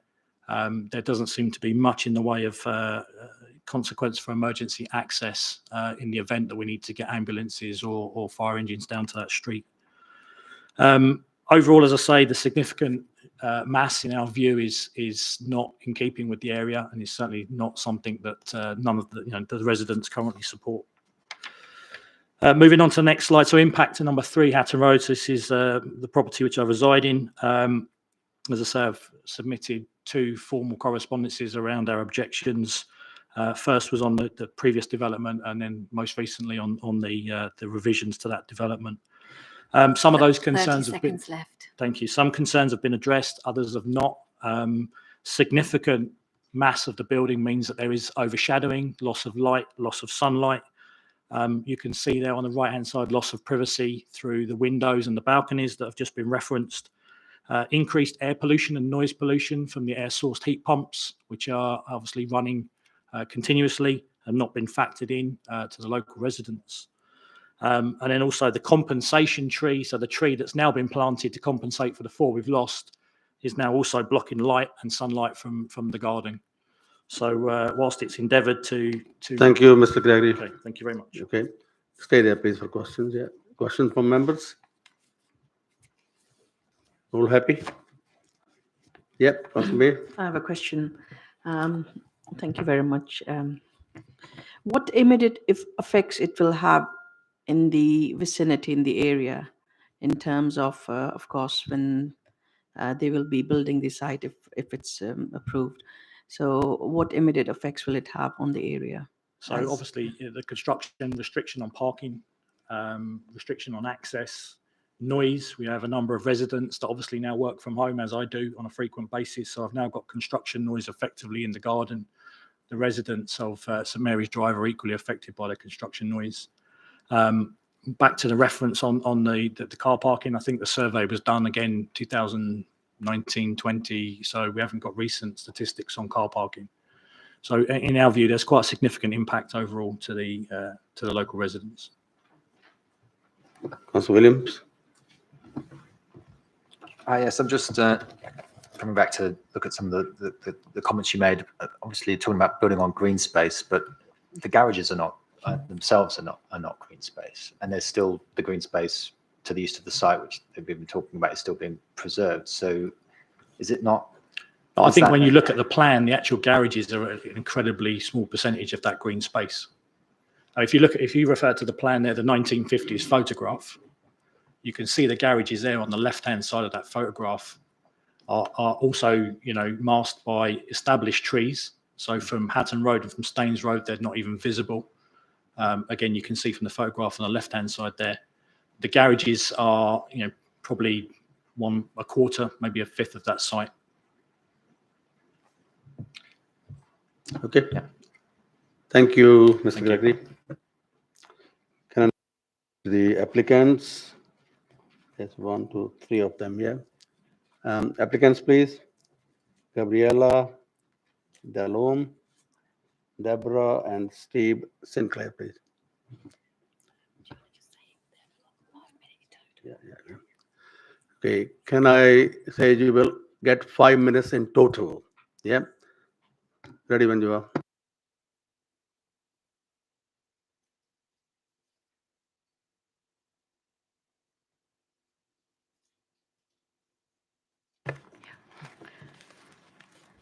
Good evening, committee members. My name is Gabrielle Delorme. I've been the planning consultant for the St. Mary's Drive application for the past 2.5 years.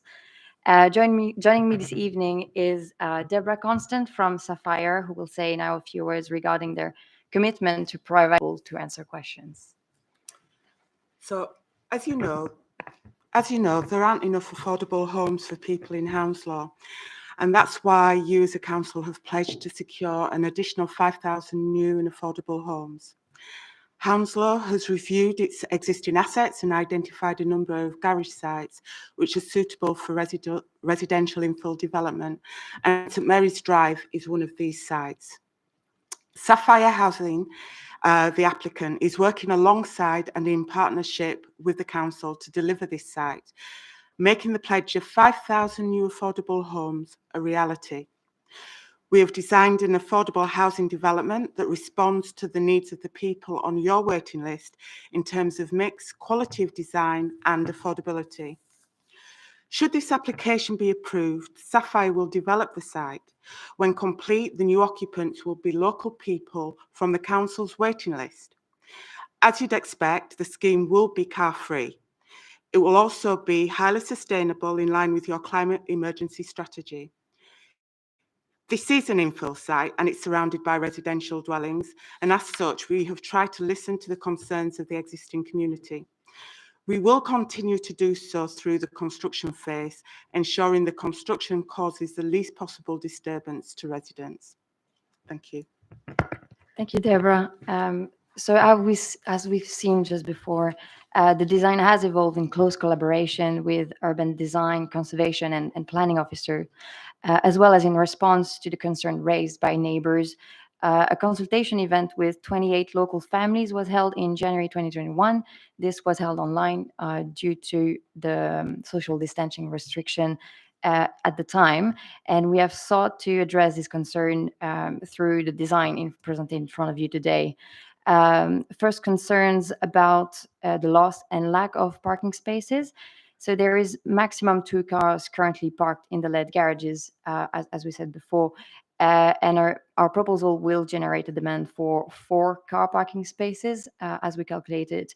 Now, our parking surveys that were done during September 2020, so at the peak of the pandemic, showed that there are 32 unused space within 200 meters of the site. So this is how we got to the conclusion that there is plenty of capacity for future and existing residents to park. Our proposal is therefore car parking free, to reduce reliance on cars and encourage more sustainable modes of transport, in line with the council's policy. About overlooking and privacy issues, the design has been developed specifically to ensure that there is no unacceptable impact on living conditions of neighbors. This includes that the building being set back from the side boundary. There are no proposed windows at first and second floor looking onto existing properties, other than staircase windows, which nobody would stand in front for too long. Balconies are not positioned to allow overlooking of neighboring back gardens. They're turned towards the west, and we've introduced also planters on this balcony as an additional natural screening solution, plus obstacle glazing secured by conditions. Following consultation with officers and residents, we have also reduced the numbers of units and reconsidered the massing, introducing more gaps within the massing and reducing therefore the scale. And as a result, there is no material impact on overshadowing, sunlight, and daylight levels currently enjoyed by residents.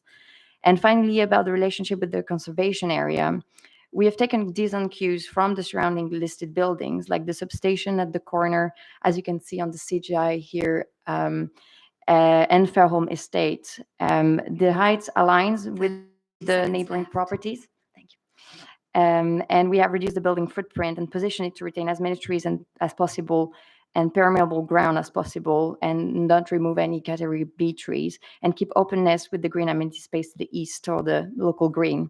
So we have created a really high quality energy efficient scheme that achieve on-site carbon reduction of 70% beyond the building regulation targets.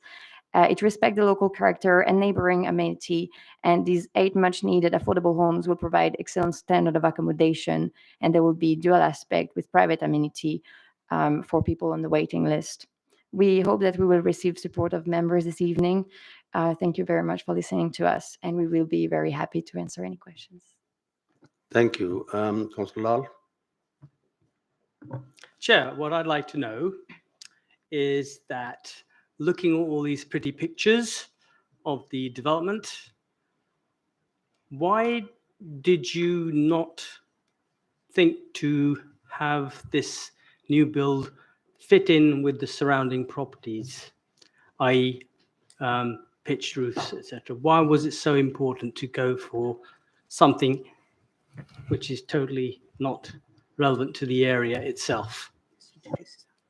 Thanks, Councillor. I'm Steve Sinclair from Forespace, the architect that was mentioned, to assist Deborah and Gabrielle to answer these design-orientated questions. I think the story and the narrative to this design is quite a tough challenge. It's a tough challenge because you've got a former garage site, and with this Hounslow 5000 pledge to try and get the climate change emergency working, the policies to do with and less reliance on the motor car, and to try and maximise affordable housing. Now, this site in particular had that extra challenge in its proximity to the Bedfont Green conservation area. And unlike some of the developments in the proximity of Fairholme Estate, this is further away, and has taken a kind of analogous kind of approach to some of the detail that's found in the Fairholme Estate. But first and foremost, what we developed with the urban design officer and the conservation officers and the planning officers was to sort of think about building form, housing form, look at the typology of the semi-detached kind of typology where you've got two buildings together. And two of the three of these buildings are following that same typology. Now, to answer your question directly, if those two buildings were pitched roofs and following exactly a kind of mimetic approach to what's around there, one, we're not quite working with the national policy framework about being able to support good contemporary design in conservation areas.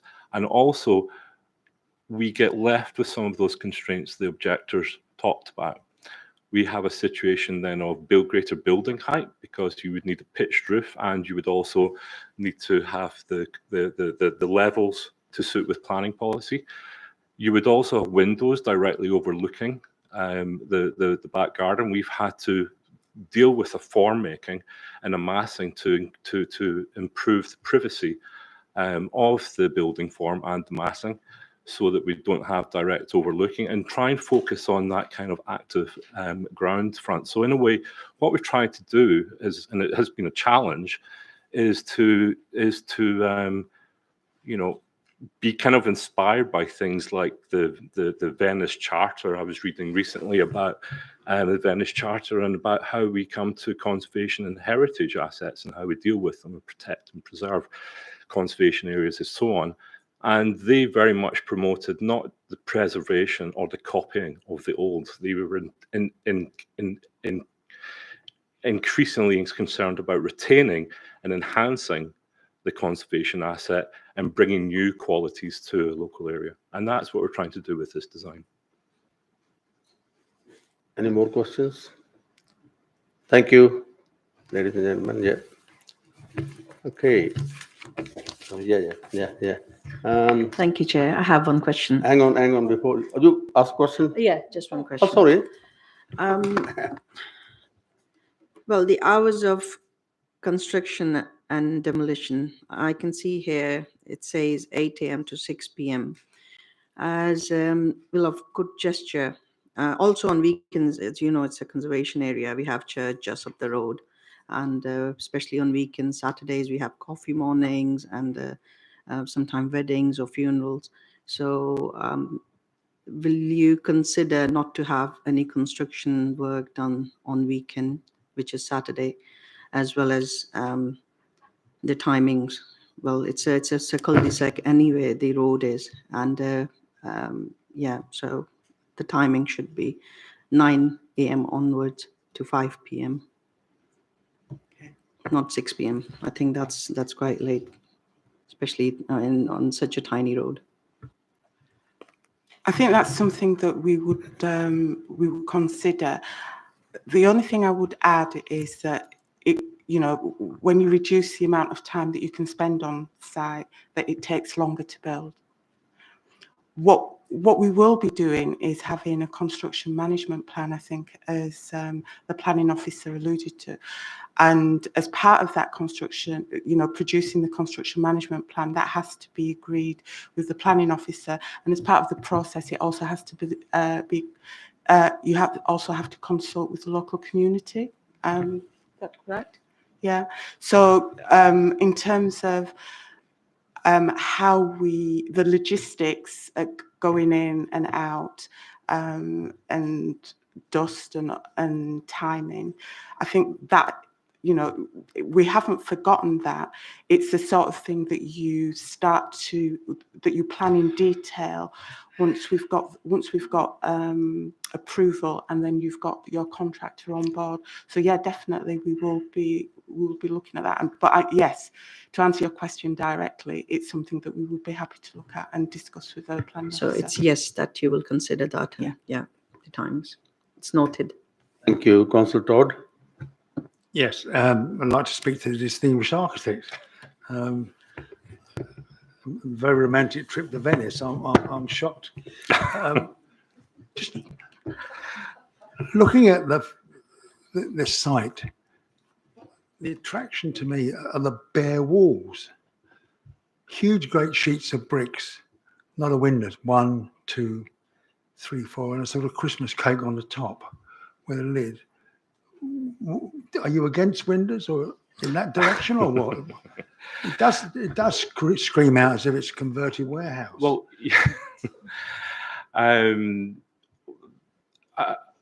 subjectively, you lost for words. Subjectively, I don't see it as warehouse-like at all. And we had a close look at. I'm sorry, just on a little recap on the Venice thing. That shows you kind of my reading material. I teach housing and urbanism, and I've been reading a lot about conservation and heritage recently.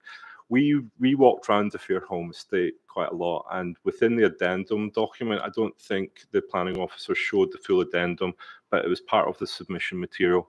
We indicated areas of the Fairholme typologies and pattern and texture and fabric that they have moments of blankness as well. Yeah. But they've also, where they've got moments of blankness, they articulate their blankness with this kind of brick coursing. You can see that with the chimney breast there on the bottom. And that's what we aim to do with the materiality and the texture and tactility of that facade. And that came about with very good constructive discussions with the officers. And we included within that addendum some details. So we had a good consideration on how it could be achieved and how we can get that kind of pattern onto the kind of, if you called it that kind of blank elevation. I see it as a kind of elevation that is a wall, you know, and it has got a kind of a resonance with some of the kind of blank areas within the textured buttresses of the Fairholme estate. Okay, but final point, slightly sarcastic. There's not many houses where you can't look out the window to see who's at the front door, is it?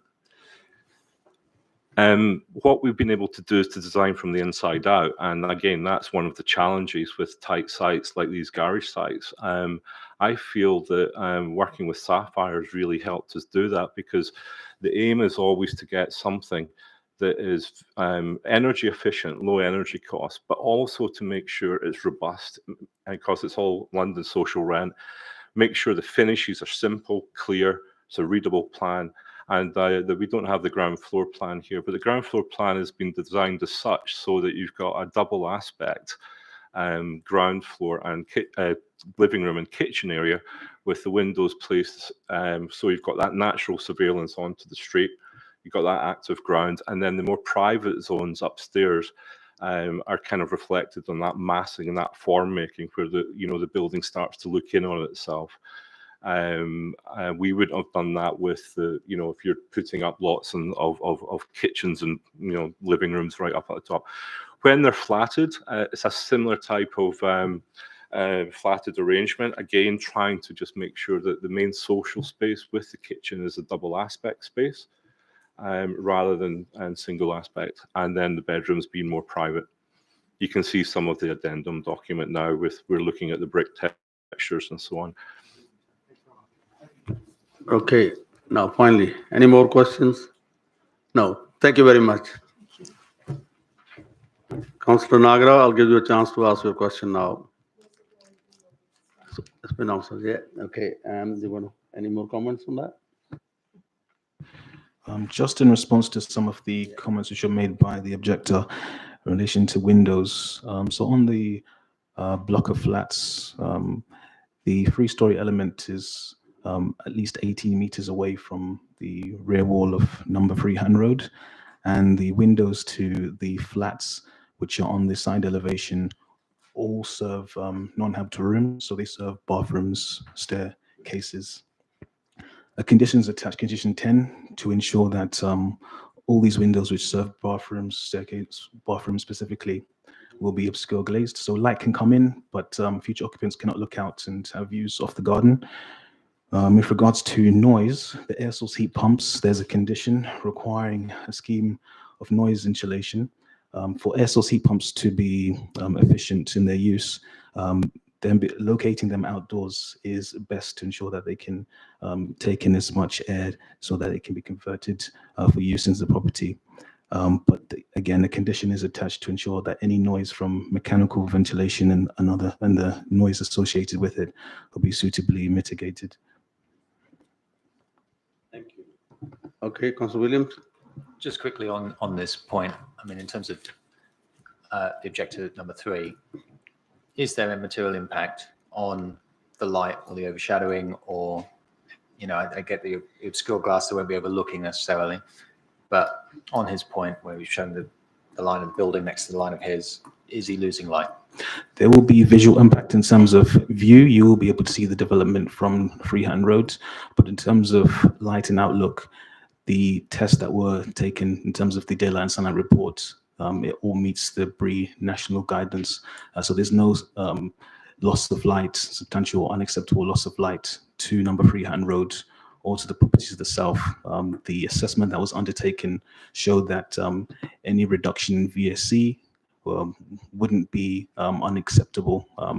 And it also considered, through the screening tests that were conducted, any existing extensions within the facades of the buildings to the south. So at numbers 1 to 2, you have rear and side extensions which build out from rear-facing windows, which in and of themselves restrict and reduce the amount of daylight and sunlight which can be received within the properties. So that's not something which is a result of the development itself, but just the configurations of those extensions at the adjoining houses. Councillor Stout. Thank you, Chair. Move to accept. Councillor Warren, yeah. Okay, so it's been moved, seconded. That's the officer's recommendation for approval, yeah? So, yeah. Including the question, yeah. Can you say that? Yeah. It's got to be subject to accepting the amendment to condition 3, which is set out in the addendum. It's in your report. It's in the conditional report. Yeah. Subparagraph 53, subsection C.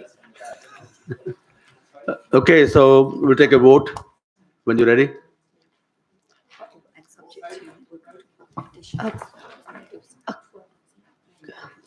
Please tell us the page, condition 3, which page is that? Sorry? Which page? Page number, condition 13. It's in the, yeah. It's subject to condition 3 and condition 12. It's on the addendum report. Yeah. Page 13. Page 30, okay.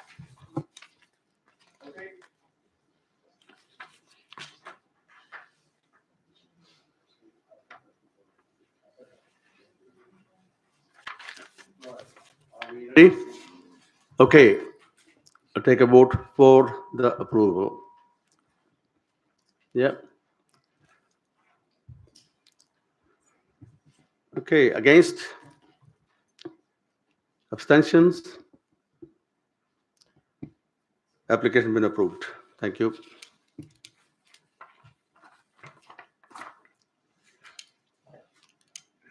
Okay, are the members okay to carry on, or you want a 5 minutes break? Yeah? Sorry. Yeah, we'll come back. Yeah, okay. We'll take 5 minutes break. So come back 5 past. That's affordable as well.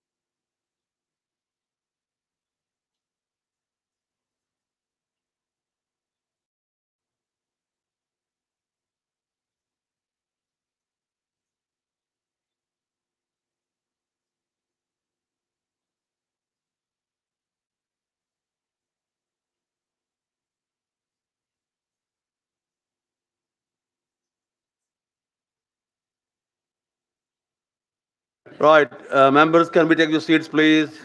I'm just thinking whether to be on the safe side, whether we want to suspend. I'll do that. Yeah.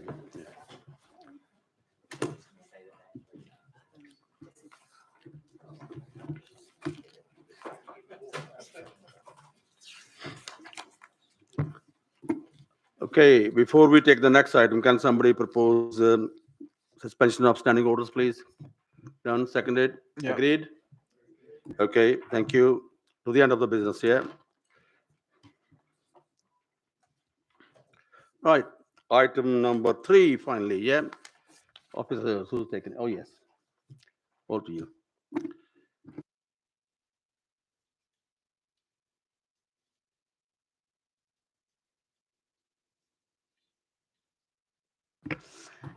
Good evening, Chair and Councillors. Item 3 relates to Cavalry Barracks. So this is the application for the redevelopment of the site. As you know, the site has been released by the MOD. The council produced a planning brief for the site. The site is allocated in the current local plan. It's also a site allocation in the emerging local plan review. The application is for up to 1,525 homes in a mix of 1 bed, 2 bed, 3 bed, 4 bed, and up to 2,673 square meters of flexible non-residential floor space, publicly accessible open space, which includes 2 football pitches, car and cycle parking. It's 35% affordable housing on site and would achieve a site-wide carbon emission reductions of 76%. The entire site is a conservation area. There's a number of listed buildings, which you can see on the screen now. All of those would be retained. And now there's a series of photos of the existing site. So this is a picture looking across the main parade ground towards the officers' mess, which is the substantial building right at the end. Those of you who went on site on Monday would have seen it in person, and we'll just flick through a number of these. This is the smaller existing playing field, which is on the western part of the site. And again, another view of that. These are the existing slam blocks, that single living accommodation. These would be demolished as part of the proposals. This is the Hardinge building. This is one of the listed buildings that would be retained. This is the Tin Chapel, building 100. Again, those of you who came on site on Monday would have seen this. This would be retained, but the proposal is to take it down and relocate it as part of the proposal. So it would be retained on site, but not in this location. These are buildings 18 and 19. These are also listed. These are on the Heritage Risk Register. So very important that these are repaired and maintained. This is the existing vehicle access onto Martindale Road. This would be retained as part of the proposal, but it would be for emergency access only. It would allow pedestrian and cycle access through into the site. This is one of the stable blocks that surrounds the central parade ground, which, as you can see at the moment, a lot of it is hard standing, which was the old drill ground. Again, this is a view across the parade ground. You can see part of it is hard standing, part of it is grass. The grass part forms the second existing playing field, and this is the area that would be transformed through the proposal into a large area of open space. This building 12, known as the Keep, this is listed. This building has been on the at-risk register as well. So again, a really important one that the proposals will bring forward repair and reuse and preservation of this building. Again, this one's listed. This is the Marriott Quarters. Okay, and so this is the proposed master plan. Apologies, at the beginning I think we showed an existing aerial shot of the site, and then this is what would be transformed to. So this is illustrative because part of the application is in detail and part of it is in outline. So this is indicative. It shows you one way in which the site could be developed to produce those maximums that we explained what they would be, but it gives you an indication of how the site could come forward.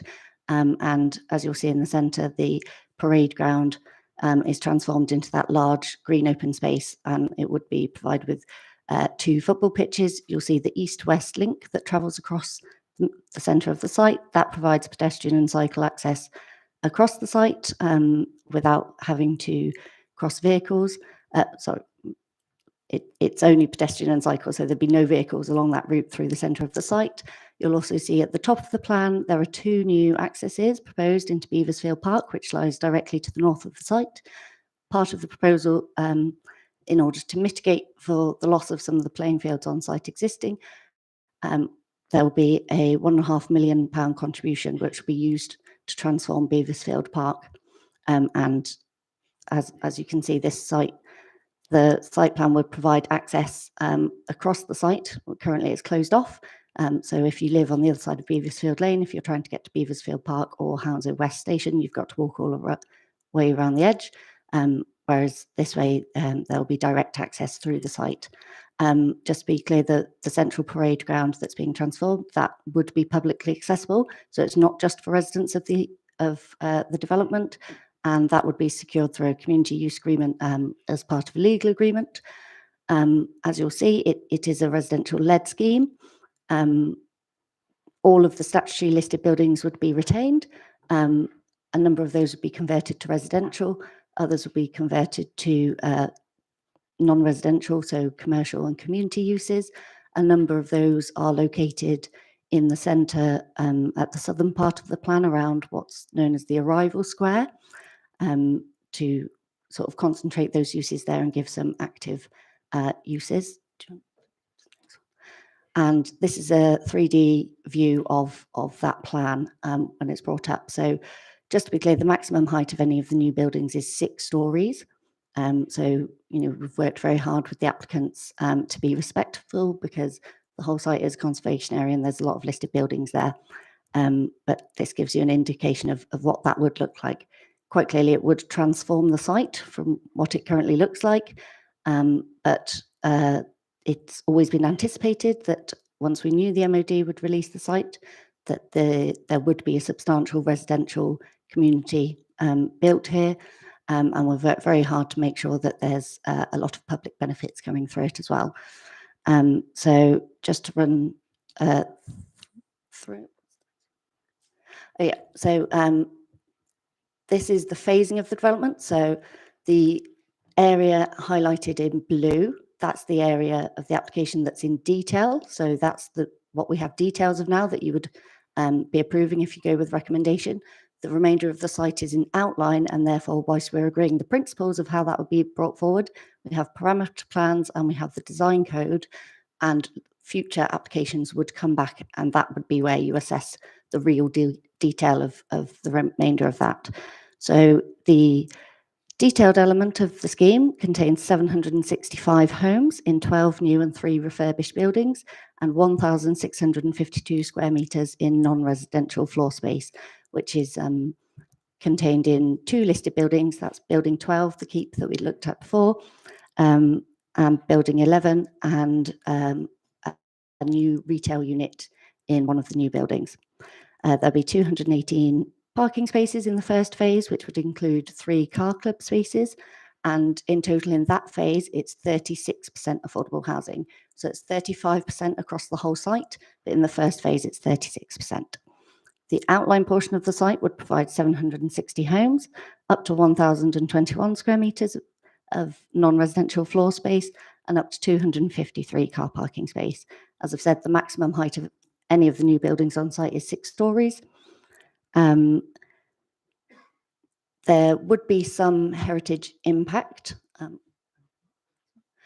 So this plan highlights the existing statutory buildings, and it shows those which would be demolished, and the ones in blue are the ones to be retained. So there would be some heritage harm caused by the loss of some locally listed buildings, positive contributors to the conservation area, and also the fact that the site would completely transform the conservation area. However, the way in which the site has been designed, we've worked very hard to make sure the statutory listed buildings are retained and brought back into use, which is obviously of great benefit, particularly Building 12 and Building 18. that we showed you earlier, they would be repaired and maintained and brought back into use, which is a real positive of the site. This is a floor plan of the detailed element, just so you can see it in a bit more detail. So where it's coloured in yellow, that's the non-residential floor space. So you've got the retail unit in the south. There's a mobility hub in building 11, and building 12 would be commercial. The rest is residential. And we've worked very hard to make sure it's got the right, an appropriate mix, an appropriate layout, and there wouldn't be any unacceptable impacts in terms of impacts on neighbours. We think the quality of accommodation is suitable. And as we've said, this phase would deliver 36% affordable on its own. And now there's some images of some of the buildings that are proposed, so you get a flavour of the type of the development. Again, there's been a lot of work that's gone in working with the applicant to design these buildings, make sure they're sympathetic for the context, sympathetic materials, etc. And again, the outline elements would be controlled by the design code. And again, we would assess that in detail against that design code in future. But these are the buildings in the detailed element. So this is what you would be looking at in the first phase. And there's a few more of these. So this to give you a flavour of what the site would feel like. So overall, we are recommending approval of the scheme. We consider that all of the benefits outweigh the heritage harm that's been identified.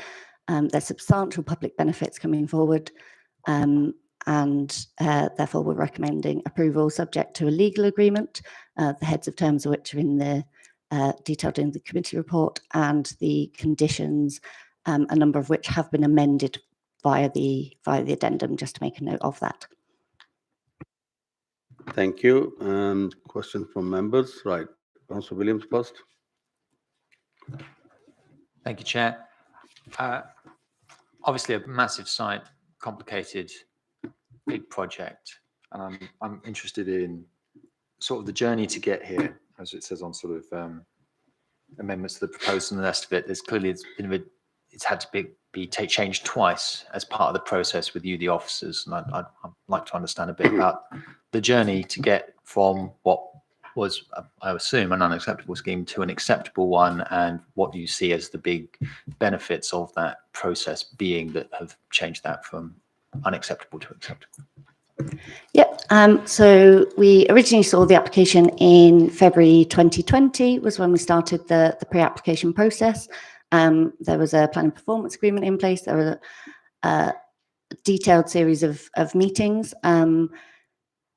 Some of the very original proposals, I think it was about 1,900 homes. And I think they're building on some of the parade ground, so it wouldn't look quite what you see there.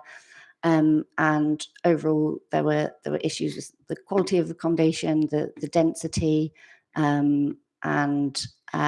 so we continued to work with the applicant, got it revised down. When the application was submitted in April 2021, I believe the scheme was 1,677. Again, there were issues with that, so particularly on the western side of the site, which is on the left-hand side of the picture.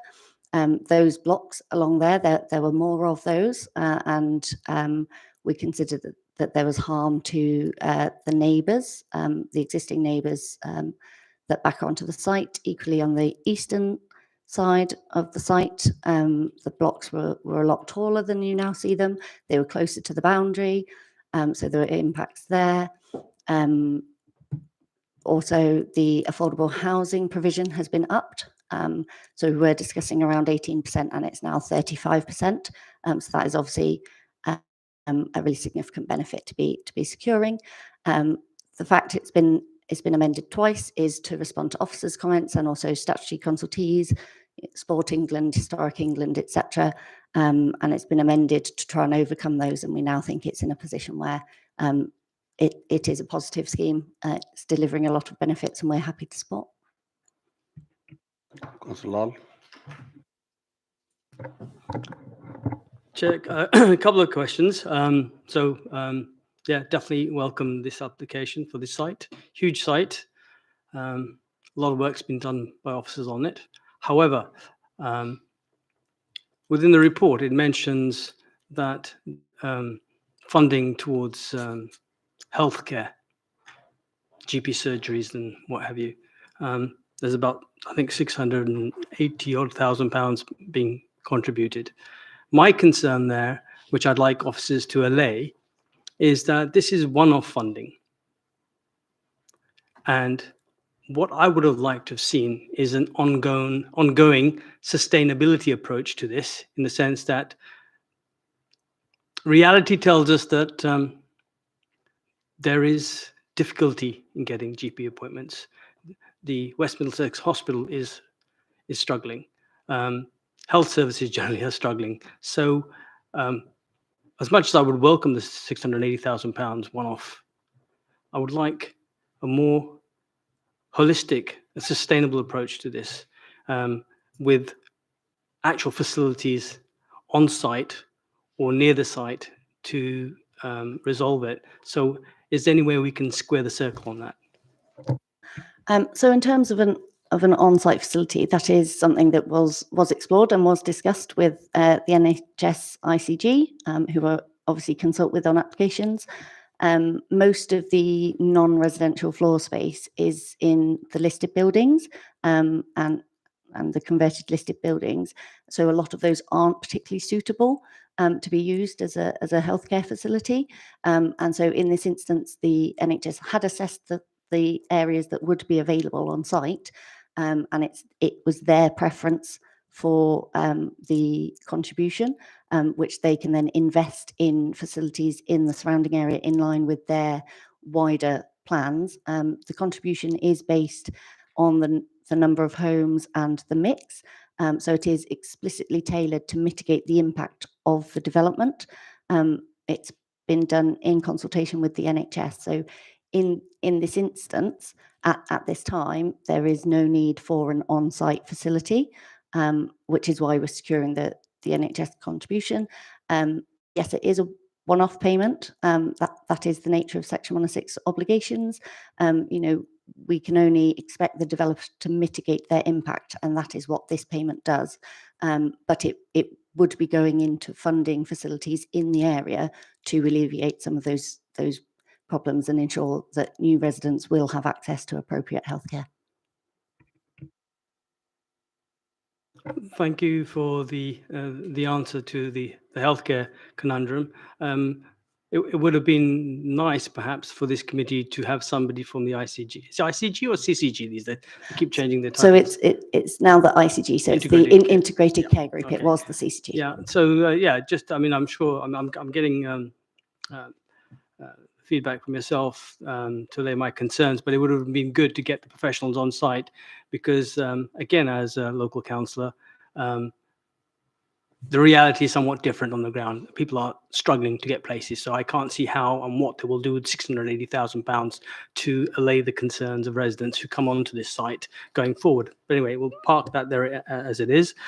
Second question, Chair, is to do with the affordable housing, and I congratulate officers for getting it up from 18% up to 35%, which is good. My question is that more often than not, applications that come in to us also cite national and local targets. And I think the target that I've got in my mind is, I don't know why, 40 or 50%, maybe the London Mayor or something. So why do we always fall short when applications come to us? So there are strategic targets for affordable housing, and you're correct that the local plan is 40%, it's 50% in the London plan, and this is public land, or it was because it was the MOD, so the target is 50%. However, we do need to ensure schemes are deliverable, and that means we do have to look at the viability of schemes. Obviously, this is an extremely complex site with the amount of listed buildings we've got, and a lot of the mitigations in terms of the playing field, etc., which means you can't build on certain parts of the site. So we've done a lot of work on the viability on this site, because I can assure you officers are always trying to secure the maximum affordable housing on every site we get. The viability submitted has been subject to a lot of discussion over the last couple of years. It's been independently reviewed on behalf of the council. The GLA have also reviewed it, and we've come to an agreed position. And the agreed position is that, you know, that the scheme is in deficit. So 35% affordable housing is absolutely the maximum at this point. There are viability reviews would be secured in the Section 106, so that if development viability improved over time, there's mechanisms where the affordable housing could be increased. But officers do work incredibly hard to make sure that when an application is presented to you at committee, it is the maximum reasonable, and that terminology appears in the local plan and the London plan. So 35% is below the 40%. But it is absolutely the maximum reasonable on this site. And as we said, we'll secure the viability reviews going forward. Go on. It's another infrastructure-related question, Chair. So as with the healthcare provision for this site, it's to do with the school places. And again, there is a paragraph or two in the report about school places being sufficient to meet the forecast demand, etc. Again, I would have loved to have seen the data to support that myself, to have a look, so it's all recorded in one place. However, again, can you allay my concerns that this site and the residents that come from this site and the children that come from this site will have sufficient places going forward? Yeah, so obviously we've liaised with our colleagues in the schools organisation team in the council, and apologies, yes, we can bring more data to committees going forward if that's what you'd like, but they have reviewed it and they have assured us that they've looked at all the numbers, they've fed it into their projections, and there are sufficient primary and secondary school places to accommodate the anticipated child yield from the development. There is a slight shortfall in childcare places, so that's preschool in the area, but there is the possibility of providing a childcare facility on site in the later outline phases of the development. And again, the option for that will be secured via the Section 106. So we are content that we have assessed the application and there are sufficient school places, and the childcare provision can also be mitigated. Thank you, Councillor Nagra. Thank you, Chair. Yeah, hi. I just would like to ask that I know this is a quite big project. This budget, first of all, I know that if this application will be granted, what is the time frame to complete this project? So obviously it is quite complex. It's going to take a number of years to build out. I think in the environmental statement, there's a 13-year construction period because it will be in phases. But if it were to be approved, phase one, the detailed element, that would need to start within the next 3 years. So the whole site might take a while, but the first portion would need to be started within the next 3 years. Okay. If the time frame is quite long, I was thinking this area or a development has the cumulative impacts, like all the residents live over there. It's like a duration. Somehow the local shops and local schools around there. I know that because I've just been visited for the Beavers Lane, already residents have the very short of car parking spaces over there. The people come over there and they leave the car all the day. So I just was wondering, so if these applications go at construction go on that, the residents are facing a lot of parking issues over there. So what would be the strategy reassure so when this development will be start or a noise problem, construction problem, residents will be too many the things they will face about that. Can you just explain me a bit so how much you will be satisfied the local resident about these things? Yeah, so the environmental statement did consider Yeah. the impacts during construction and obviously operational phase once it is completed. There are a stringent set of conditions proposed, including construction logistics plan, construction environmental management plan that would control things like hours of construction, noise, and that sort of thing to protect neighbouring residents' amenities during the construction. In terms of parking itself, clearly the site is very large, so there'd be no expectation that people working on the site would be parking on surrounding streets, that they would be contained on site. And in terms, was it during construction you're concerned with the parking? Yeah, so that would be contained on site. We wouldn't be expecting any construction workers to be parking on surrounding residents, and I'm sure the developer can agree to include that in their construction management plans going forward. Thank you. All right. Yeah. Councillor Boring, yeah.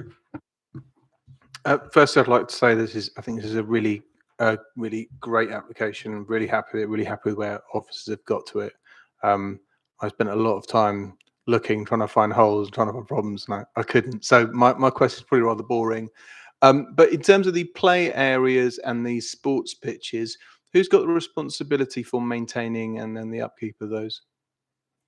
So all of the on-site facilities, it would be the developer's responsibility. And again, through the Section 106, we would anticipate there being obligations around securing a management company and ensuring that there's sufficient funds to ensure that they are maintained. There would also be obligations around the community use agreement to ensure that there's suitable access to those facilities on site. But the maintenance would be the responsibility of the owner of the site, but we will have obligations in there that detail how they're going to maintain it in an appropriate way.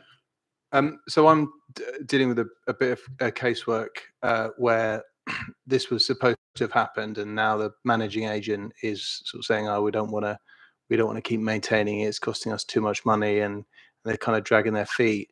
And this is on a very kind of small sort of playground. I mean, something of this nature is obviously much bigger, and obviously of increased importance, because it's not just for the residents, it's for the entire community. So can I assume that kind of any Section 106 agreement will be absolutely ironclad and really kind of protect that for the community and for the future residents? Yeah, we'll ensure it's very robust. Okay, Councillor Stroud. No, Councillor Stroud first. He's not Todd. Absolutely right there. A couple of ones, which is a follow-on from my colleague's question. You mentioned the NHS weren't interested, but there is a bespoke MOD hospital medical centre on the site, which has been retained and being used for housing. Were they not interested in that at all? No. So again, it's a listed building, and so the conversion and maintenance costs of that were prohibitive for the NHS. So they tend not to want to take on those listed buildings. They did review all the available options on site. Okay. Next one is just which I've got the 35% affordable housing. I accept it. It would be nice if it was higher, but we are where we are. And looking at the split of social, London affordable and shared, is it not possible to get the social is always on the low side? Can we not get the percentage of social a little bit higher?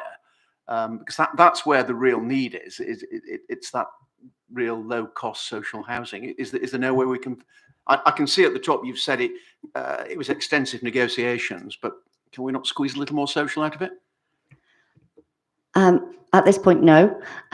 Essentially, obviously to provide social housing that has the most discount. So in order for us to increase the amount of social rent, would probably have to decrease the overall amount of affordable housing because of how the numbers work. So what we have achieved is a 60-40 split of affordable rent to intermediate, shared ownership products, etc. And that split is in line with our current local plan policies.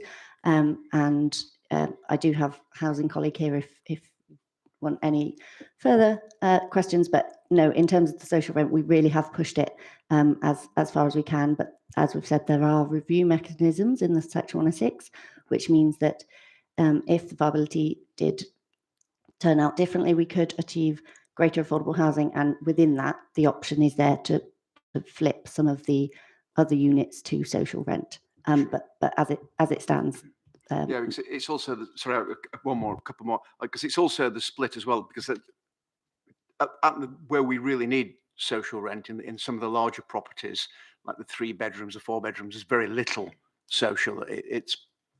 But anyway, leaving that aside, my final one is 500 car parking spaces. That seems a bit excessive when we're trying not to put parking in and not discourage people from driving around. So there's going to be 500 parking spaces. That seems an awful lot of cars going into this site. So the parking ratio is 0.3 in comparison to the houses. So in terms of the total number of houses, it's 30% of cars. We have worked quite hard on that as well. I don't know if you want to say any more, Kieran. Can we squeeze it lower? Well, as we can, because that's the maximum number of car parking spaces. So obviously, when the future phases come forward, and when we look at the detailed plans for that, we'll expect that to be backed up by another transport statement. Looking at that point in time, looking at people's willingness to drive. At that stage, we'll have census data from last year's census as well to work on, and through that, if it suggests that we can go even lower, then we definitely will, because that's the policy direction. So that's going to be reviewed. And I find, and how many EV points going in? I'm sure it's in here, but I can't find it. 20%. 20% active, okay, and then all the rest will be passive provision, so hooked up. So you just have to put a charger in the future. Brilliant. Thank you, Councillor Todd. Yeah, thanks very much. We've got some proper questions here now. Can we look at the addendum report, page 2? These two are supporting me. Please, condition 2. I remember, Chair, with the Ballymore, you would too, when it's been a very long progressive exercise, and the word reserved matters is frequently used in that. I'm not a planning expert, so I lean on my colleagues too. But in layman's terms, when we were looking at gas or electric on things that had been approved years ago, we couldn't change anything there. Now, I see in the paragraph, there's mention of submitting documents no later than 8 years from the date of this permission. I may be quoting out of context, but what I'm trying to look for is flexibility in those schemes that come post this initial approval. Does that make sense? Yep. So the purpose of outline permission is to set the parameters and their maximum parameters. So in terms of maximum number of homes, maximum number of floor space, that type of thing. Reserve matters is then the further detailed working up of those proposals, specifically in terms of gas and electric on this scheme. Obviously, we're several years on from Ballymore. So from the outset, this has been sustainably designed.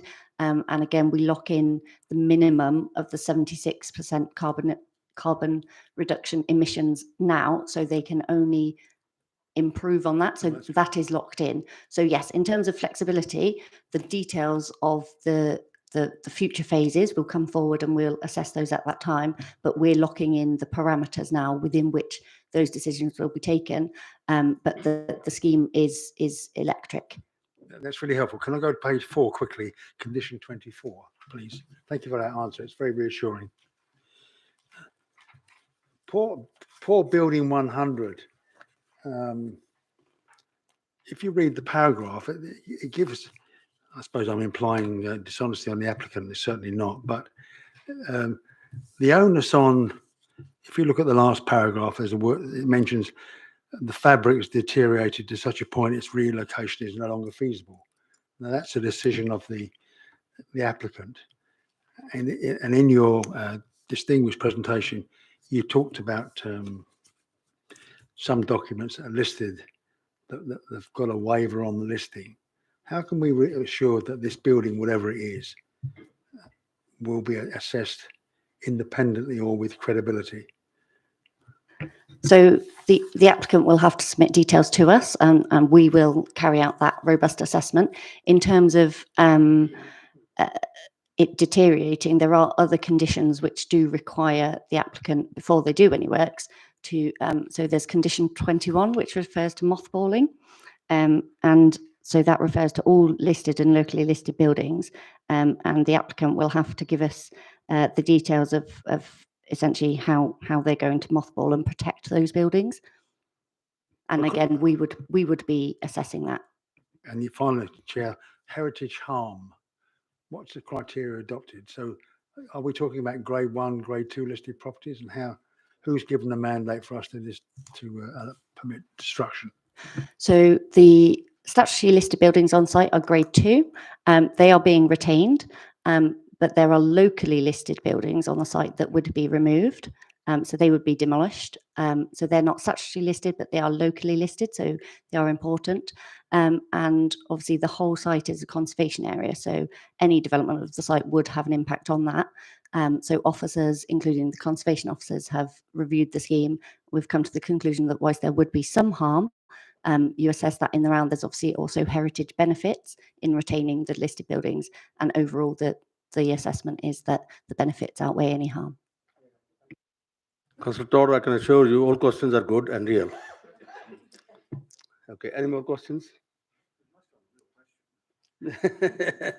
Okay, open for debate. Anybody? No, there's nothing, nobody yet. So it's open for debate. Anybody want to speak? Yeah, Mr. Stroud.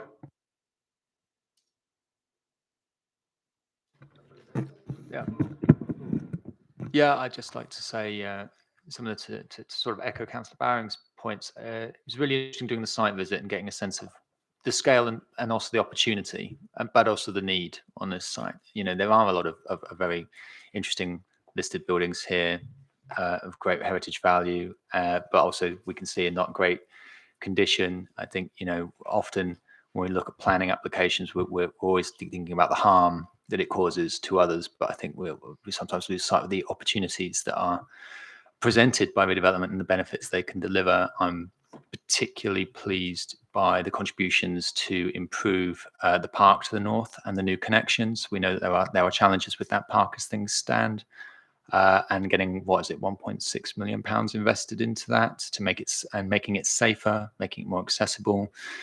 And also, you know, at the moment, it's, you know, it'd be nice to keep them all the military heritage we have, and, you know, but the MOD have sold the site. It now sits there empty. It sits there with the doors closed, with the corrugated, with the iron spikes and the corrugated iron rings around the perimeter. It's not fulfilling a useful purpose as it stands. And I, for one, think that it's a fantastic opportunity to create something new that actually will enhance the area around it, and all the new green space and all the new routes of connections through it, and also the quantum of homes. I mean, you know, we shouldn't just, it's not just about the quantum of homes. I think they look like they're going to be good quality homes. I don't, you know, something that's going to contribute this much towards our housing needs, which are substantial. The housing crisis hasn't gone away. It continues to get worse, and anything that enables us to deliver the regeneration that improves the borough as a whole, I strongly support and recommend.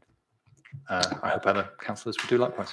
Okay, Councillor Bowring first, and then Councillor Stroud and Councillor Lal. Yeah, This is an excellent scheme. All the reasons Councillor Williams has listed, and it provides absolute brilliant outdoor resources to the existing community. It's fantastic. Chair, yeah, earlier on I raised the questions where I had reservations regarding CCG and school places, and it would have been nice to have supportive data and a holistic approach to the whole thing. But I'm confident, based on the officer's response that I had, that these matters have been taken into account and are robust going forward. So a development of this nature, it's huge. It's going to have a huge impact, and I hope we've done our sums right. And I'm going by the officer's recommendation. Okay, Councillor Stroud. I was going to move to approve. Second. I second it. Okay, subject to condition. Yeah. Okay, sorry, who's seconding? Okay, 2-3 hands. Take the move. Thank you. Okay, so it's been recommended for approval. I'll take a vote for the approval of the plan.